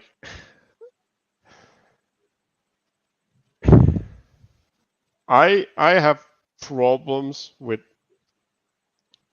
these spiritual fights, right? Like, because when you go to an atheist's house and you sprinkle holy water on their door, right? Like, that's not going to do anything, right? Like, there needs to be a receptivity in the individual that allows that idea to flourish, right? So I had this thing that I did with my friends when I was younger, right? And when I had this girl, and they were going home with the girl, and I'd say, think about me tonight, right? It's like, in some sense that was really evil of me, right? But there's something there, right? Where I implant that spirit, right? And the way that spirit is going to manifest is reliable, right? Like, but but if but it might work, right? Like, and then if I would be super important to them, and my judgment would be really important to them, and they were going to talk to me the day after, right, about it, then doing that same action would have an effect, right? Because now they're going to self-impose the consequence, right? And so this goes into the participatory element, right? Like, if you're in a house that's being blessed, right, and that is something that you reflect upon in your prayers and is in the back of your mind when you get into the door, right? Like, you remember that event, then what you're participating in is completely different, uh, and that can be general, right? Like you like, I come home, right? Like, and I literally have had this experience, right? Like, I come home and a whole bunch of burdens just drop off me, right? Like, there's a sanctuary element in the homeless, uh, and that changes my relationship with the world completely. And so, yes, right? Like, if you have that in conjunction with being in relationship to God, right? Like, that can be really powerful, but you have to live that life, right? Like if you're not living that life, it's not working. Yeah, I think that, like, in my own experience, it can be difficult, especially, like, because, like, my family's not religious. So it's, like, I've got that barrier because I still live at home because I'm at university. So there's that, like, I don't enjoy it. And also my proclivity to not want to do that as a more of a, like, introverted type of person. Um, it's like there is this, like, when you, from, I think, I don't know if it's categorized with other people or not. This is just my own personal experience that I got into the intellectual side of it, the research, the scholarly, the stuff, this type of, like, thinking about it a lot. And it's sort of ended up in the point where it's like lonely, like, not I haven't in that I've spent a lot of time thinking about it, many, like, a long time, but I haven't really come to really any, like, strong conclusions. Um, and one of the strong conclusions that I've come to is that you is that com- speaking about it with other people and then doing it with other people physically is, like, vital for it, and that's a strange kind of conundrum. Like, I personally find myself in that it's a vital part of the um, the exercise, but when you've reached that point, it's like sort of the same Protestant problem, right? Like, you have your own ideas and your own way of thinking and your own um, yeah, your own ideas, your own lane, I guess, and then you also have to try to fit yourself in some sort of, like, and you recognize the importance of tradition and having the structure um, there, because the structure does shed a light on things, right? Like, it is important, but you have your own, like, lane, and I think that's, like, trying to figure these things two out and kind of, like, mold them together is, at least I've been finding it quite difficult. Yeah, I don't think you have to figure it out. I don't think you should figure it out. I think that's hubristic to assume that you can. Um, I think if you if you take Gödel's incompleteness theorem serious, right? Like there's always a map territory, and then there's the thing outside the map territory, and the territory to be mapped is always already too big, but even if you could map it, right? Like there's still the unaccounted part, and that will mess with your map, right? So yeah, I think it's just um, wrong. It's upside down, right? Like you're like the way that you discover territory is by walking through it and finding things. You're not discovering territory by sending out satellites into the sky and making pictures and then analyzing the pictures and then maybe going out, right? Like that's not what life is, and you shouldn't live life that way, right? You should live life by doing things, and I know that current society is really well, it's really hard to find true things within it, right? Because things, yeah, like Peugeot talks about world being upside down, right? Like in some sense, I feel that like the world has been not upside down, but it's been flipped like 5 times. like I'm motion sick from all the flipping, right?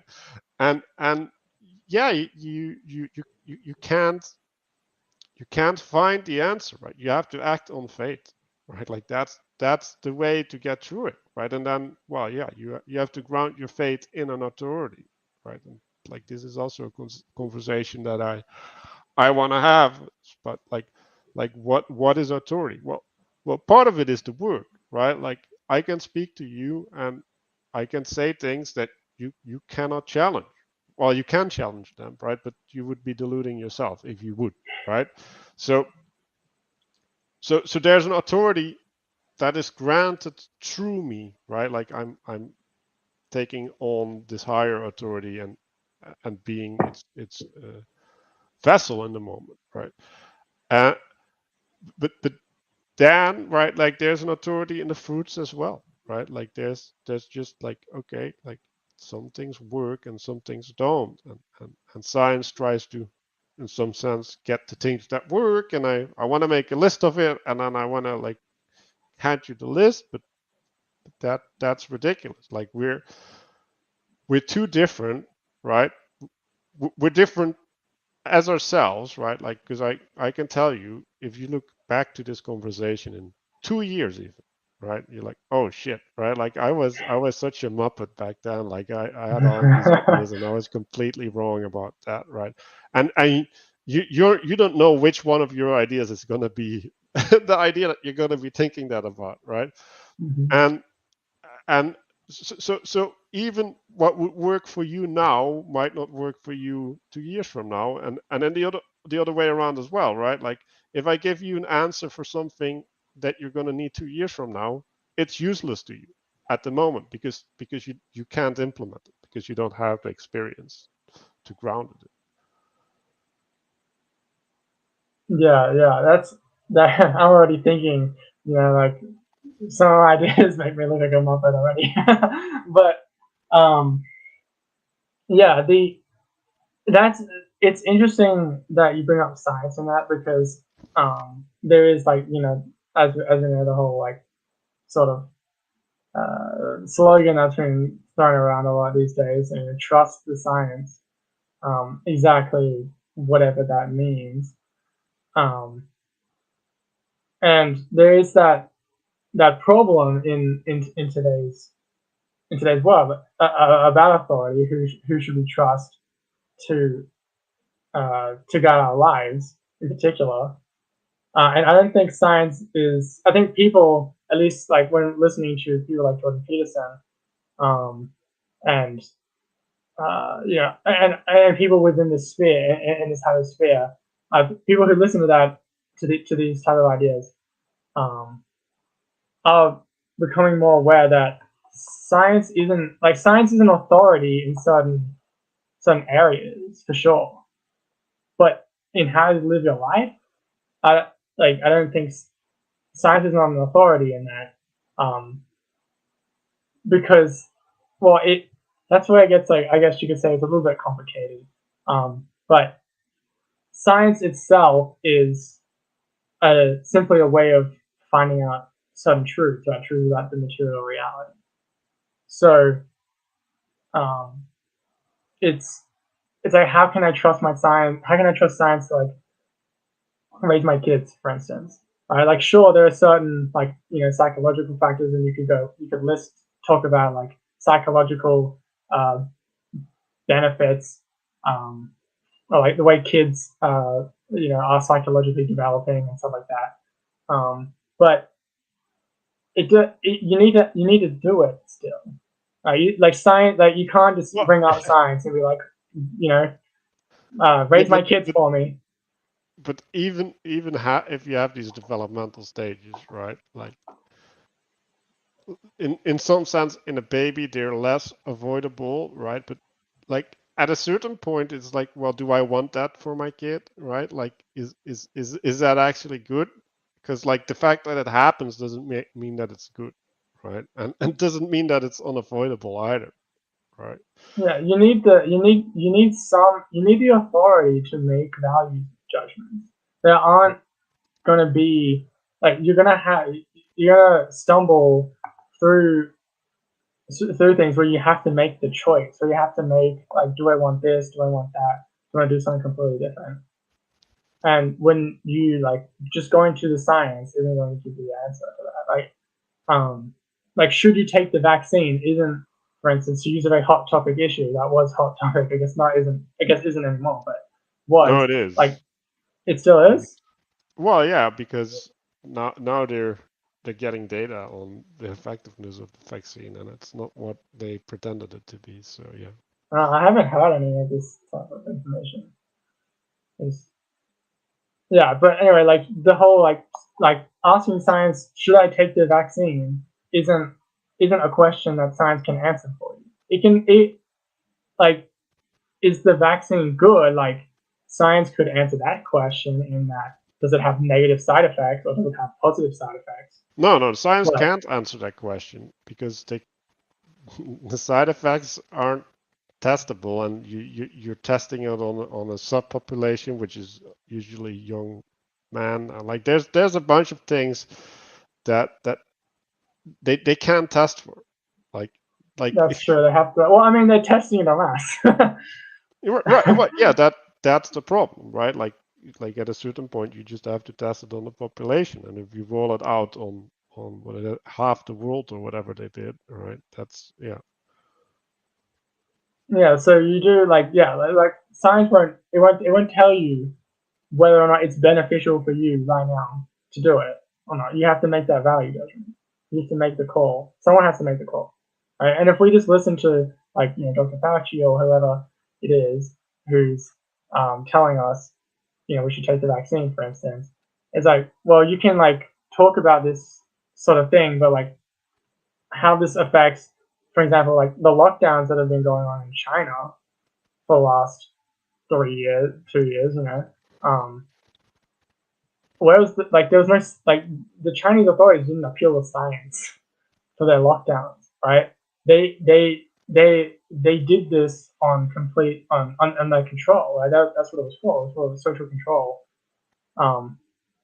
and that is a question that it is about like political authority in that case. Who's the one who's able to mandate these types of things? And the political authority, at least over here, pivoted from the people's, the people's wills to whatever the science was saying. Because I do think that it would have been a different outcome if they had had been more, democratic about the whole vaccine thing. Because there definitely were a fair amount of people who were against it and still are. So that we definitely live in an age where like authority is heavily questioned, and certain types of people have gained that authority where it's questionable about why they even deserve it. Like scientists being raised to the position of like basically unquestionable people, or you can't disagree other than disagreeing with science. But it's really simple with science, right? It's like if you don't have science, well, like you either, well, science is actually in some sense a democratic process, right? Because like, if most scientists accept this, then it must be true, right? Like this, so there's and if you don't have a grounding for your truth, right? And I distinguish two truths, right? I distinguish true, right, which would be factually true, right, with the lowercase, and then I have a higher case truth, right? Like the higher case truth is if you act in the world like this, you're gonna get good results, right? Which like it's not a guarantee, right? But it allows you to manifest things with reliability, and that discernment, right, about capital T true is implicit, right? It is afforded by science, right? Like when you do science on things, you might find ways to be more true, right? But if you don't have an higher authority that is competing with this democratic authority, then you will necessarily have to find your moral judgments in the masses, right? And so this is where all this pride stuff is going, right? Like and making shining lights on the sides, right, on the remainder, is if we make the remainder visible, right, and then find a way to integrate it into the body, right, into the center, then they are part of the center, right? Like it's not that they're not part of the center because they're the remainder. They're not part of the center because the center doesn't want them, right? And if we just make the center have them there, then everything will be fine. And so that's the logic that effectively is behind a lot of movements that are happening, right? And this is effectively what all these media stuff are proposing. Is like, oh, we just have to put things in a nice story, and if people are going to listen to the nice story and act the way that we want, then the things that we want are going to happen, right? And there's a level of truth, right? Like there is a level of compliance that you can get, right? But there's also a level of, well, like reality is going to object to what you're doing. Like what you're doing cannot happen. Like like the story that you're telling isn't true, right? Like like it's not true, and therefore it cannot manifest, even if everybody would be trying.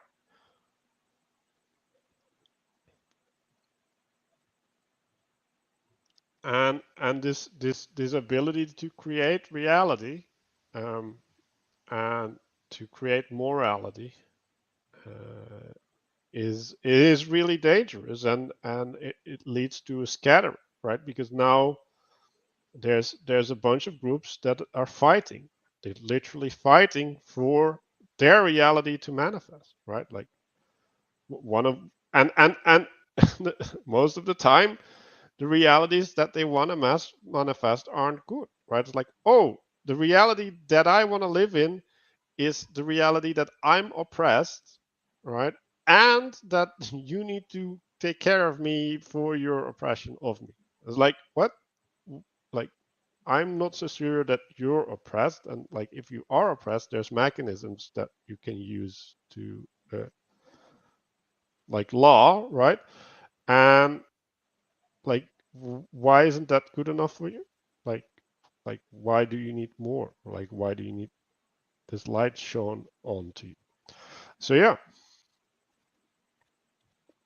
No, I And do you can think, also see that in the colors that you use to dress up and stuff like that, right? But yeah. yeah, this is I was listening to a talk by a philosopher on this sort of thing, originating with like Immanuel Kant, um, because Immanuel Kant had the idea that the exterior world is unknowable, right? And the only thing we really know about it is that we don't know, that we can't know it, and so we kind of like put labels onto things, and that's how we like distinguish the particular from the like blur that is reality, the external world. And so from that type of like understanding, if you like stretch it out to its like logical conclusion, you kind of end up in this place where the will kind of shapes reality, and I can kind of bend my will to reality in that sense, right? And that's how you can say things like, you know, a man can become a woman because a woman isn't, or a man isn't some particular thing in reality in the external world. It's a label we've slapped onto the blur, so we can kind of make sense of things and kind of like navigate the ever confusing and unknowable external world that we inhabit. And that does lead to this sort of unable to connect, unable to like if we can't know the external world, then like how can we exist in it at all? How do we, if we can't know anything about an external world, and the only thing we can do is like take mental projections and kind of like place it on the world, then you do run straight into that authority issue, right? Then everyone has their own ideas about the way that the world is, and they could all be contradictory and no one could work in harmony. You couldn't go anywhere. And you're sort of seeing this in the Pride movement today, where they're kind of eating each other alive in their own as the movement kind of like grows and manifests in different ways, right? Like the clear example being like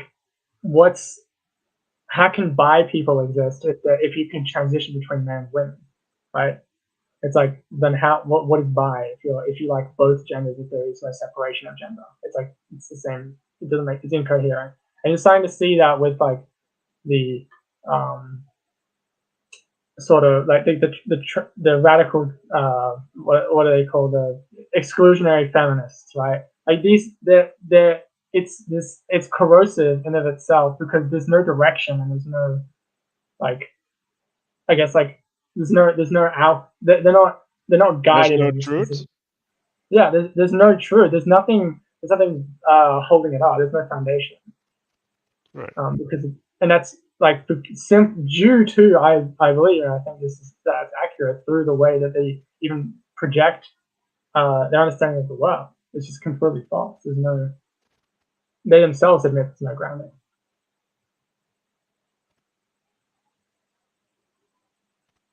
Yeah. So yeah, there's a problem there, right? Because like the concept of the good, right, like disappears, and then manifesting that is going to become impossible, and then bad things are going to manifest, and we're going to be seeing more and more of that. Like I think what happened with the vaccine is well, not the first example, but one of the biggest versions of that. Like that was a horrible thing, which luckily went well, relatively okay. Although I don't want to say that but yeah, like there's more of that coming down the pipeline for sure. Yeah, I don't think this is, at least from what I can see, it doesn't seem like it's going to clear up anytime soon.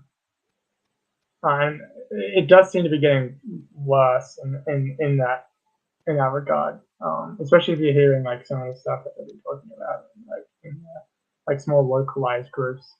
It's nothing good comes out of this type of movement if it's not based on anything real.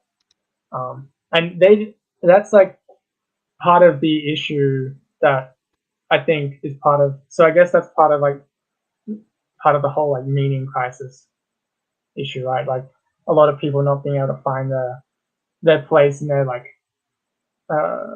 their standing, and not knowing who to trust, which authorities or which authority is there that you can trust, and that makes it difficult to orient your life into which way you want to go, and like that's particularly relevant, like for me being in university and being university young, like 22. It's you get all sorts of people telling you like this is the way you should be going, this is the way, like don't listen to these kooky people. Don't listen to these kooky people. And there's and then you get from your parents, who, from your parents as well, and they tell you, you're an adult, you can figure it out. Yeah. And Yeah, that's a myth, right? Like my parents had a lot of that. I was like, well, yeah, you'll figure it out. Like, well, that will work out. And I'm like, what are you talking about? Like how are things gonna work out if you don't know what it is that needs to be worked out? Like that's like this magical fixing things, right? Like this is my problem with Buddhism a little bit, right? It's like and maybe not with the way that it's traditionally practiced, right? But especially with the Western Buddhism, right? You can't say, oh, I'm gonna stop the bad things and the good will manifest, right? Like Like that's not a valid option. Like if you're gonna stop the bad things, you're gonna do different bad things. Like you're not gonna do good things. Like pointing towards the good is a step further, right? And this is in the meaning crisis, right? Like, and this idea of authority, if you don't see valid authority, and if you don't have a relationship to that authority, then you're gonna go astray, right? Like it's not a question, like it's just it is a guarantee, and that's why you need people around, right? Like because like you one authority, like one person cannot be the authority on everything, and like that's not a role that a human can fulfill, right? Like for example, there's a reason that you have two parents instead of one because they're fulfilling different roles, and you need more people like that in your life, right? And then even children can be a valid authority in some sense, right? Like if you're doing something and the child doesn't like it, then maybe your behavior isn't completely correct, right? Like maybe you should adjust your behavior, and that's the problem with authority, right? Like the authority is going to demand things of you, and it's gonna conflict with the things, right? Like with your shadow, right? Like the coping mechanisms that you have developed against your trauma, which are the things that are in some sense most valuable to you. Like they're the things that keep you safe, and they're gonna be challenged by the authority. And well, then there's two options, right? Like either you're gonna accept that, right, and you're gonna go on fate, right? Because you can't know what's behind the dark shadow, right? Like is there paradise there, or is there another dragon? And sometimes there is another dragon because maybe you have a bunch of layers of shadow overlapping there.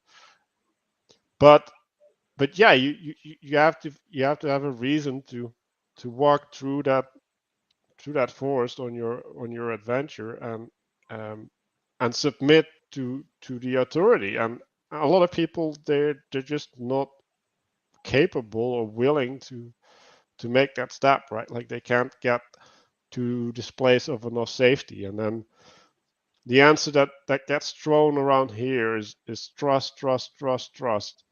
um i'm I'm not so much of a fan of this trust idea, right? Like I don't think trust is sufficient to do these things. Uh, like, oh, I'm gonna trust the doctor that I shouldn't drink anymore, right? Or I'm gonna trust the doctor that I should exercise, and I do start my exercise, and then after a month, I'm like, well, I could go less, right? And then we're done, right? Like that, it's the end of my exercise after that, right?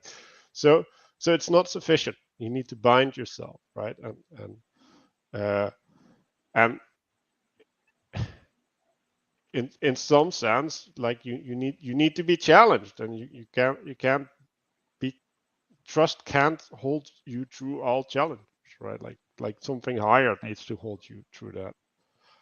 And I think that's definitely the hard part in this kind of like atmosphere is not just the trust, but the trust of an authorities, which I think is an issue of itself. In that a lot of people can't are unwilling to trust authority because they have this sort of idea that authority is inherently evil, or that power is evil in itself. So there's this sort of distrust of authority to begin with, and then there's the lack of wanting to bind, and like that's definitely something that I experienced. And I know this is struggle with as well through my life, because it's it's different. It's when we're taught we're in this world where there's unlimited choice, right? And I'm sure you're aware of the like the grossest the choice the paradox of choice. Right? You're giving too much options and you become immobilized with Which is also overwhelmed. your Like choice, by the way. Maybe that's yeah, the worst choice. Don't take um, that choice. but you there's a sense of over like at least on the initial part of being overwhelmed by the amount of options that you have. And when you're thrusted upon in like an 18-year-old, you've just finished high school and you've been going through this entire thing throughout your life through do this and do that, and you're being told everything you need to do, and then you suddenly get to like college or university, and they tell you, well, you're an adult now, like here you go, here's the work, go figure it out. It throws a lot of young people off. Right? We're all like, well, but hang on a second, like we did this thing for my entire life, and now I'm not prepared for it, and it's kind of like throwing me into the deep end all of a sudden. I have to pick what I want to do with my life now, without much guidance. Of course, you can seek out guidance, and a lot of people do that, but a lot of people get overwhelmed. Because like the previous generation, I guess perhaps they have the opposite, right? Like the baby boomers in Yeah, particular. yeah. Well, but even with the guidance is like find yourself, right, or your true Yeah. self. Like the problem is there's no tools, right? Like there's no metrics that you can use to make that decision, right? Like there's you might be lucky, right? Like you end up being good at a sport, and they're like, oh, there's this natural progression, and or whatever. But yeah, like we don't get learned the tools of making these decisions. We don't get learned the tools of taking responsibility, right? Like we might get learned the tools of taking responsibility within the system, right? Like, oh, you gotta do this task in school, and like if you haven't done the task, but like now that the authority is putting the task upon you, as opposed to yeah, that you're finding a way to say I want to do this task, right? Like it's not self generated, and yeah, like we get the sense like there's this structure in the world, right? Like science allows us to understand things, right? So I should be able to understand the choice that I'm making, and it's like no, that's not an option, right? Like first of all, you're too stupid,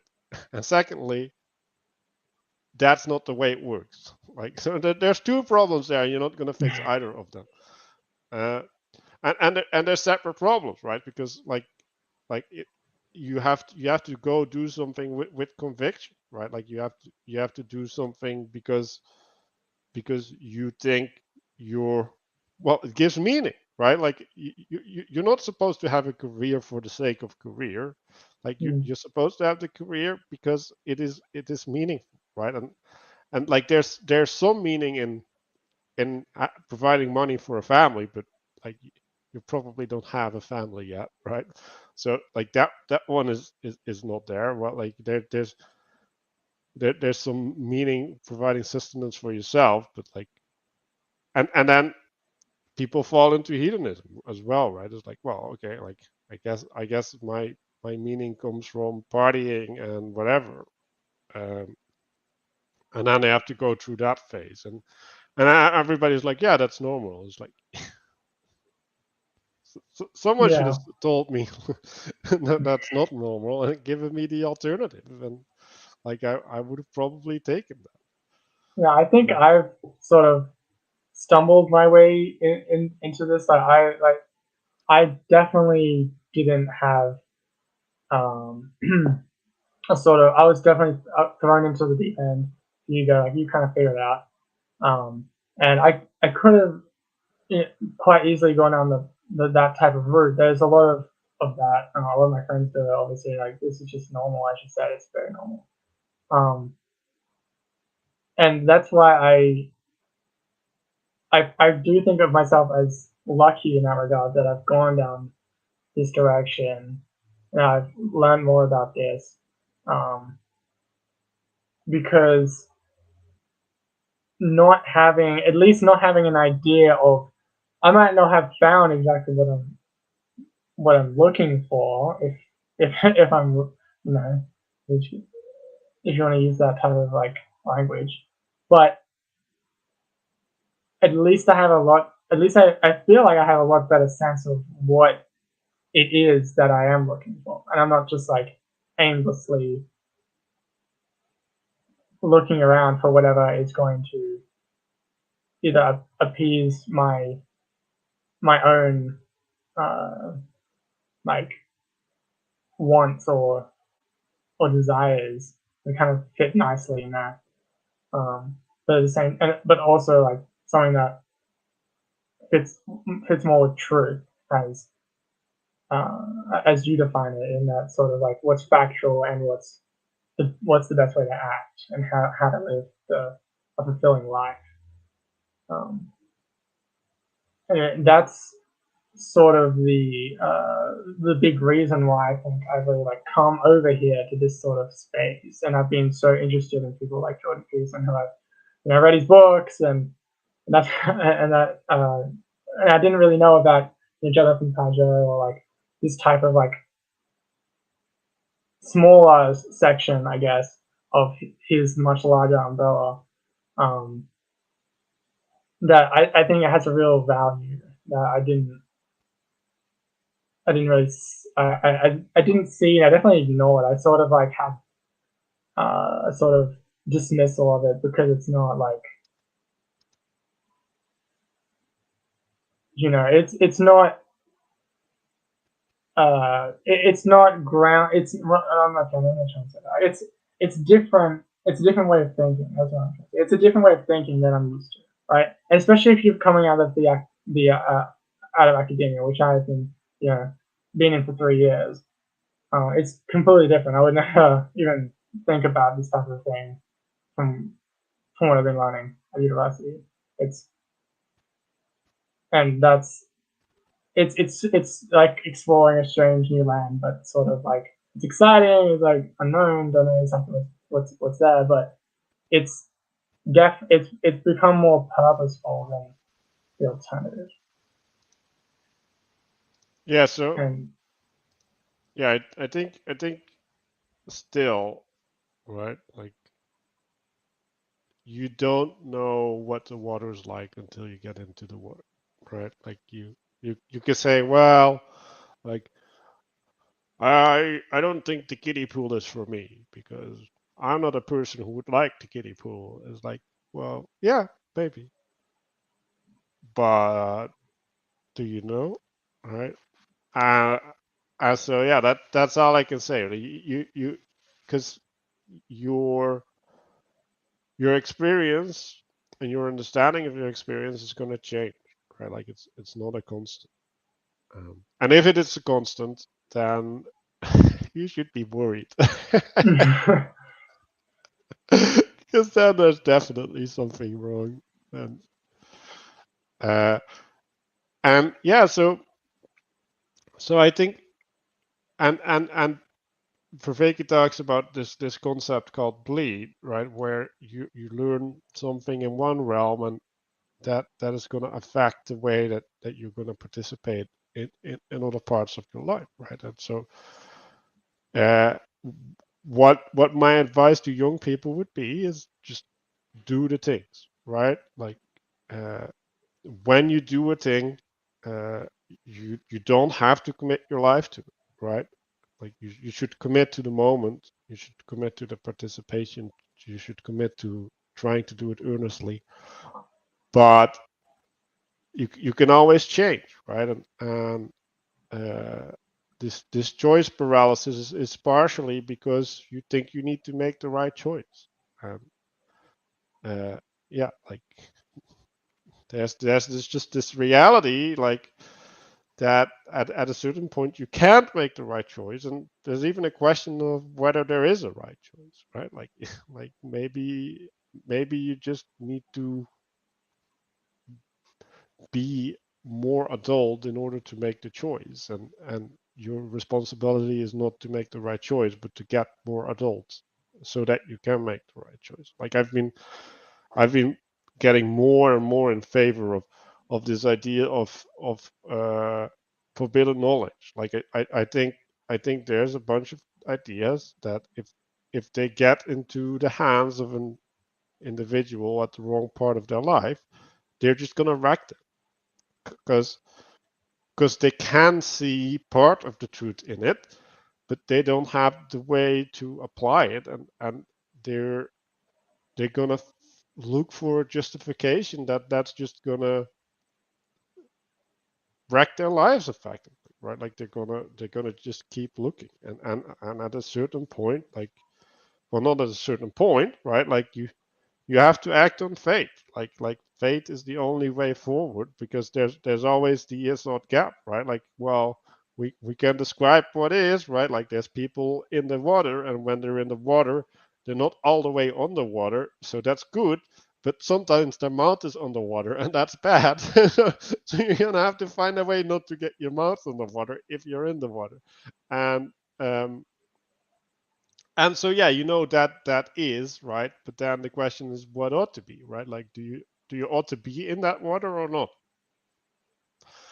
And uh, yeah, that's not a question, or what thing in the world would need to happen in order for you to get in the water, right? Like, is that a question that you can answer, right? Like, is a tiger behind you going to be sufficient? Maybe the tiger can swim, right? Like I don't know. So yeah, like these questions, they're just rabbit holes, and at a certain point you just need to sidestep them, because I think most of the meaning crisis problems are problems because people think that they can do something that they cannot do, and that's because they've been told that they're way smarter than they actually are, and that that humans have capabilities that they don't. Like,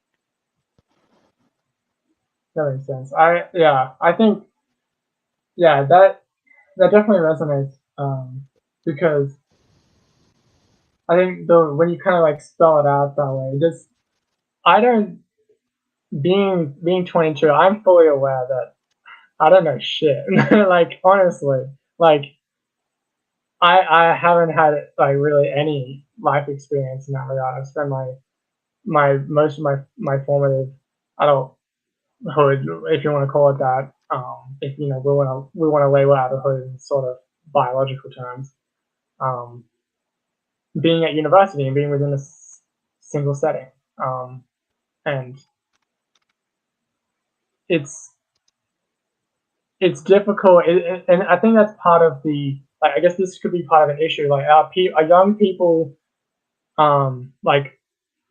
like us, because like being a young person, you're not the most common person around, right? Like there are much more old people than there are young people in this day and age.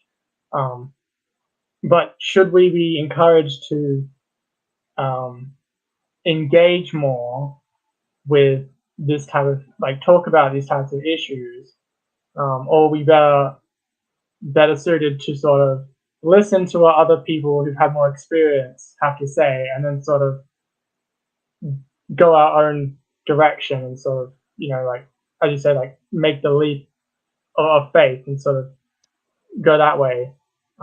Because I feel like that's like how whether or not we should engage in that, because we don't really understand what's going on and what we're talking about. right. Well, it's eyes to hear, eyes to see, and ears to hear, right? And I like like there's a reason why I'm being blunt, right? Like I could provide the same message that I'm giving in a way more nuanced, less confrontive manner, right? But like I I think the confrontation is necessary, right? Uh, because people are stuck, right? And when you're stuck, you can get seduced out, right? Like if you get a girlfriend or whatever, and she starts doing all the right things with you, and you just follow the path, and you start participating in the right way, and you just end up like, expressing all the right patterns, right? Like, yeah, that could happen, or that won't happen, because your girlfriend is probably also going to be messed up by the same things that you're messed up by, and you, like are you going to find a person that is going to be spending that much time with you, right? Like and does that person have the wisdom to recognize all those patterns in you? Like, no, like And how would this I other. know if I met someone like that? Well, yeah, that's fair, right? But even so, right? Like people gonna have to live their own lives, right? And when you're stuck, right? Like you're gonna hit a wall, right? Like if you're not living in truth, right? Like reality is gonna come back at you at some point. Like it just is, right? But the problem with these things is like you might be able to go for 15 years without reality smacking you in the face. And then you have 15 years of indoctrinating yourself in a pattern that, and then you're gonna have to go through your midlife crisis to realize, well, okay, like this I've been doing this wrong, and now I need to get out, and like how do I get out, and where do I get to when I get out, right? And then at that point, like you might actually have a family, right? Like and then you're not only affected, then there's a whole bunch of things affected, right? Like so, and the closer that you can move that wall towards a person, like the earlier they can run into it, right? But yeah, like that that is seen by some people as cruel, right? But I'm like, no, like you're gonna run into it, so you better deal with it now, right? And you better become the person who is looking for the wall in front of Is that also why we like might put more emphasis on like looking at history, right, and looking at what worked in the past, what has worked, as well, because if like say you're trying out like this new like take the pride thing for instance, this is new and it didn't exist 50 years ago. So by embarking and like into this particular path, like maybe you're not aware, or maybe for many people like that wall of reality hasn't hit, and maybe it might not hit until they're 40, 50, 60, right? um it. Yeah, whereas like if or it might not hit at all for all the first generation adopters, yeah, all that. right? Like Whereas maybe things only hit for second generation or third generation, right? Because there's this effect, right? Like when you're first generation, you're in history, right? Like you're just a product of history, right? And so this is what happened with the pill, right? Like so the pill, and then there's the first generation adoption, and they're like, oh, amazing, right? Like I have more agents, right? Like fair enough, right? And then you have the second generation adoption, right? Like they still have grandparents who are outside of the adoption of the pill, right? But there's this this new pattern that's being introduced, right? Like, oh, like the effect of the cycle upon women is becoming less and less, right? Which means that if we think symbolically, they are becoming more like men, right? Like they're literally manifesting more like men, right? And mhm. then when you get into the third generation, now we're like so far removed from the old patterns, right? That even if you want to adopt the old pattern, you're gonna have to reinvent it all yourself, right? Like and there's no, we were talking about the mirror thing, right? Like there's no adoption by participation that you can get because all of these things have been kind of removed from society, right? So just all these new patterns, right? Like they need time. They need a lot of time to prove themselves, right? And then they're interfacing with other patterns as well, right? So you like I think Protestantism is a good example, right? Like Protestantism was okay, right? In in its early manifestation because people went to church because that's what you did, right?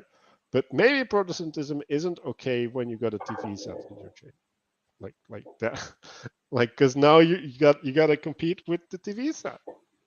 Like, do you sit behind the TV, or are you gonna go to church? And like, are your children going to go to church when they can sit behind the TV? Like, how are you going to drag them to church?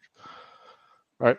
And so, yeah, like all of these things are way more complex than people think they are, and we should be really careful when when we see something new, right? Like, and then there's the thing. Well, it's like, okay, like it might work for you, right? But like, does that mean that it works for everybody? It's like, because that's a lot of things that happens. Like, oh, like this thing saved me, and therefore, right? Like it should be able to save you. It's like, no, like no, like you don't know where I am and what I need, and like it might help me, but it might not. And so is that like the sort of like using what's already existed and what's worked for so long, and these types of traditions, say like the Christian, like say like Catholicism, for instance, um, it's stuck around for so long, like depending on who you ask, right? Well over 1,000 years, and there seems to be certain like you could call patterns in Catholicism that seem to work, and they've worked this long, and so it seems like there's some reason for why you should trust it. And so, but I guess like part of that is the complexity of like exactly what in Catholicism is what made it work for so long. But that also is not that necessary if you think about it, because if the whole system has been working for so long, and arguably it's not working perfectly, but it's stuck around. It's still working today. Like, it doesn't really matter that much that you identify exactly what it is in Catholicism that works, rather than just, well, it does work, and it might be too complicated for a single individual like myself to ever understand why, or like what parts of it work, that I should kind of take that leap, and like, let's say, like, for whatever reason Catholicism is the thing that I'm like, I feel like I need to kind of take the leap into that and be like, well, this is the sort of authority that I think can guide me, and that seems to have worked for so long, versus something like completely new, like take like new atheism or something like that. Right. Um, and and then there's this thing, right? Like, yes, like the church as a whole might work, right? But then there's instantiations that don't, right? Like if we've seen that, right? Like the church has been corrupted, like with all this child abuse and stuff, and there was a spirit in the church that was just horrible, right? And it was in, yeah, and so it is important to recognize that, like, these things aren't pure, right? Like, but that doesn't mean that they're not the best thing.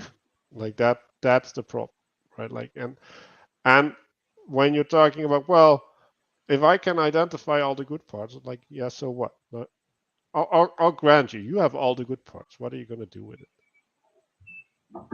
Like, are you gonna make something new, right? Are you gonna produce a new structure that only has the good parts? Like, and like, are you sure that it's not gonna generate new parts that are bad as a consequence of holes that necessarily exist, right? Do you even have the capacity in the world to ever start on such a project and be in a position where you're gonna do anything with these puzzle pieces, right? Like, and what are you gonna do in the meantime, right? Like, okay, you're gonna work yourself there, like, okay, so how are you gonna live your life up to them? And I think that's something that like other people historically might like have come across. Sort of like, you could think about like certain people in history, maybe like Chartres or someone like that, who thought they had a lot figured out, and they thought they could identify a lot of these good things, and they thought they could create something, but they like it didn't really work. Like Nietzsche, I think Nietzsche actually might be a better example of that, right? Like Nietzsche thought that he could identify the problems with Christianity, but at the same time he recognized that there were certain things in Christianity that were kind of necessary, and that's when he talks about God being dead, we've murdered him, and that he needed something to fulfill, something to replace God, and he kind of created his like Ubermensch and this type of like philosophies to try to replace what he had thought he had identified as being the good in Christianity, but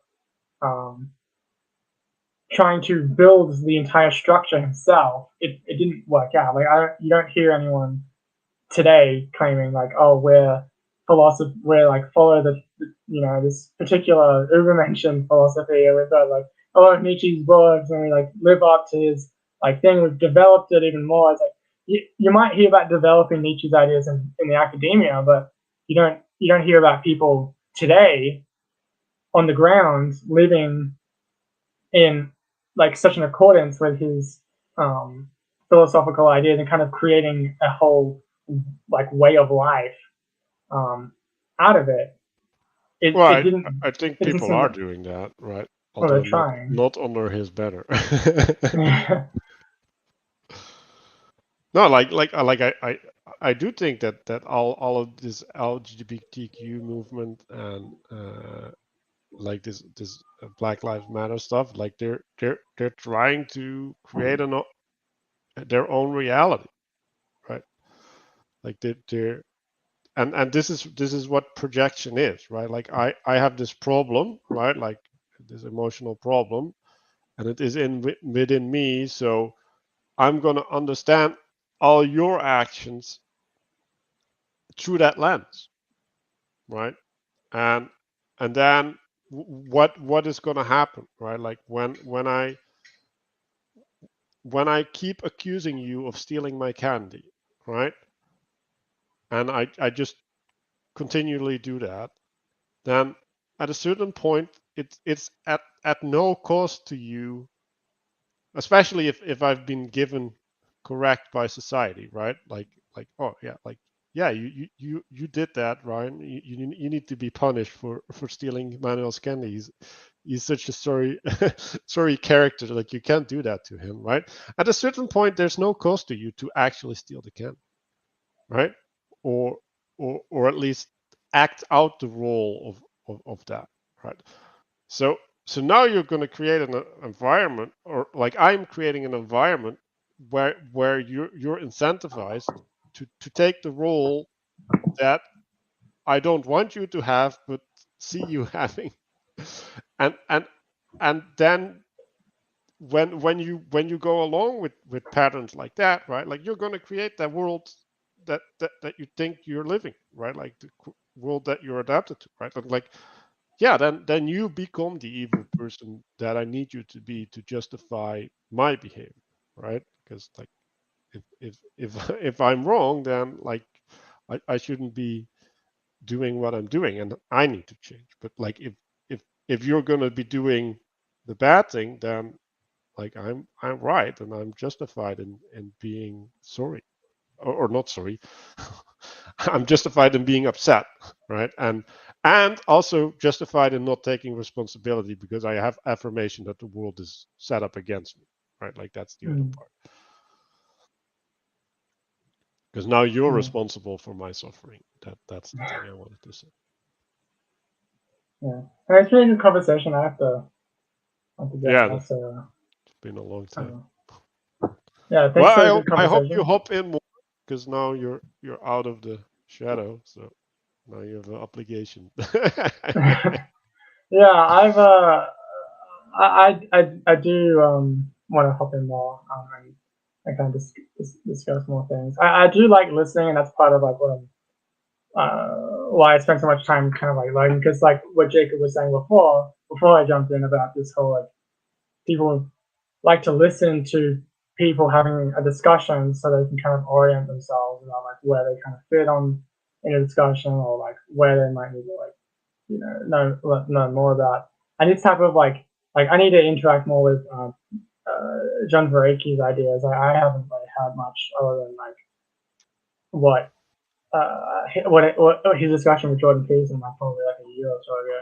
So I do think I kind of that's why I like listening more, so I can sort of like try to understand where I fit on certain issues, especially like these kind of issues, because I'm not as well educated on these types of things. I haven't really been exposed to that type of thought as much as I have like other things like you're discussing about like like more like academic type discussions, which is like in that like facts and then trying to like understand data around like history and philosophy of religion type stuff. More conventional, I guess, like academic realms is where like I spend a lot of my time. So moving into this one, it's nice to sort of listen a lot more than I speak. And that's part of being my philosophy for so long. But it's good to sort of like, even though I know I'm going to say things and it's going to be like wrong or make me look kind of stupid from time to time, but that's just part of the process and part of being on here, I guess. Okay. Well, thanks everybody for watching, and I hope you have a good evening.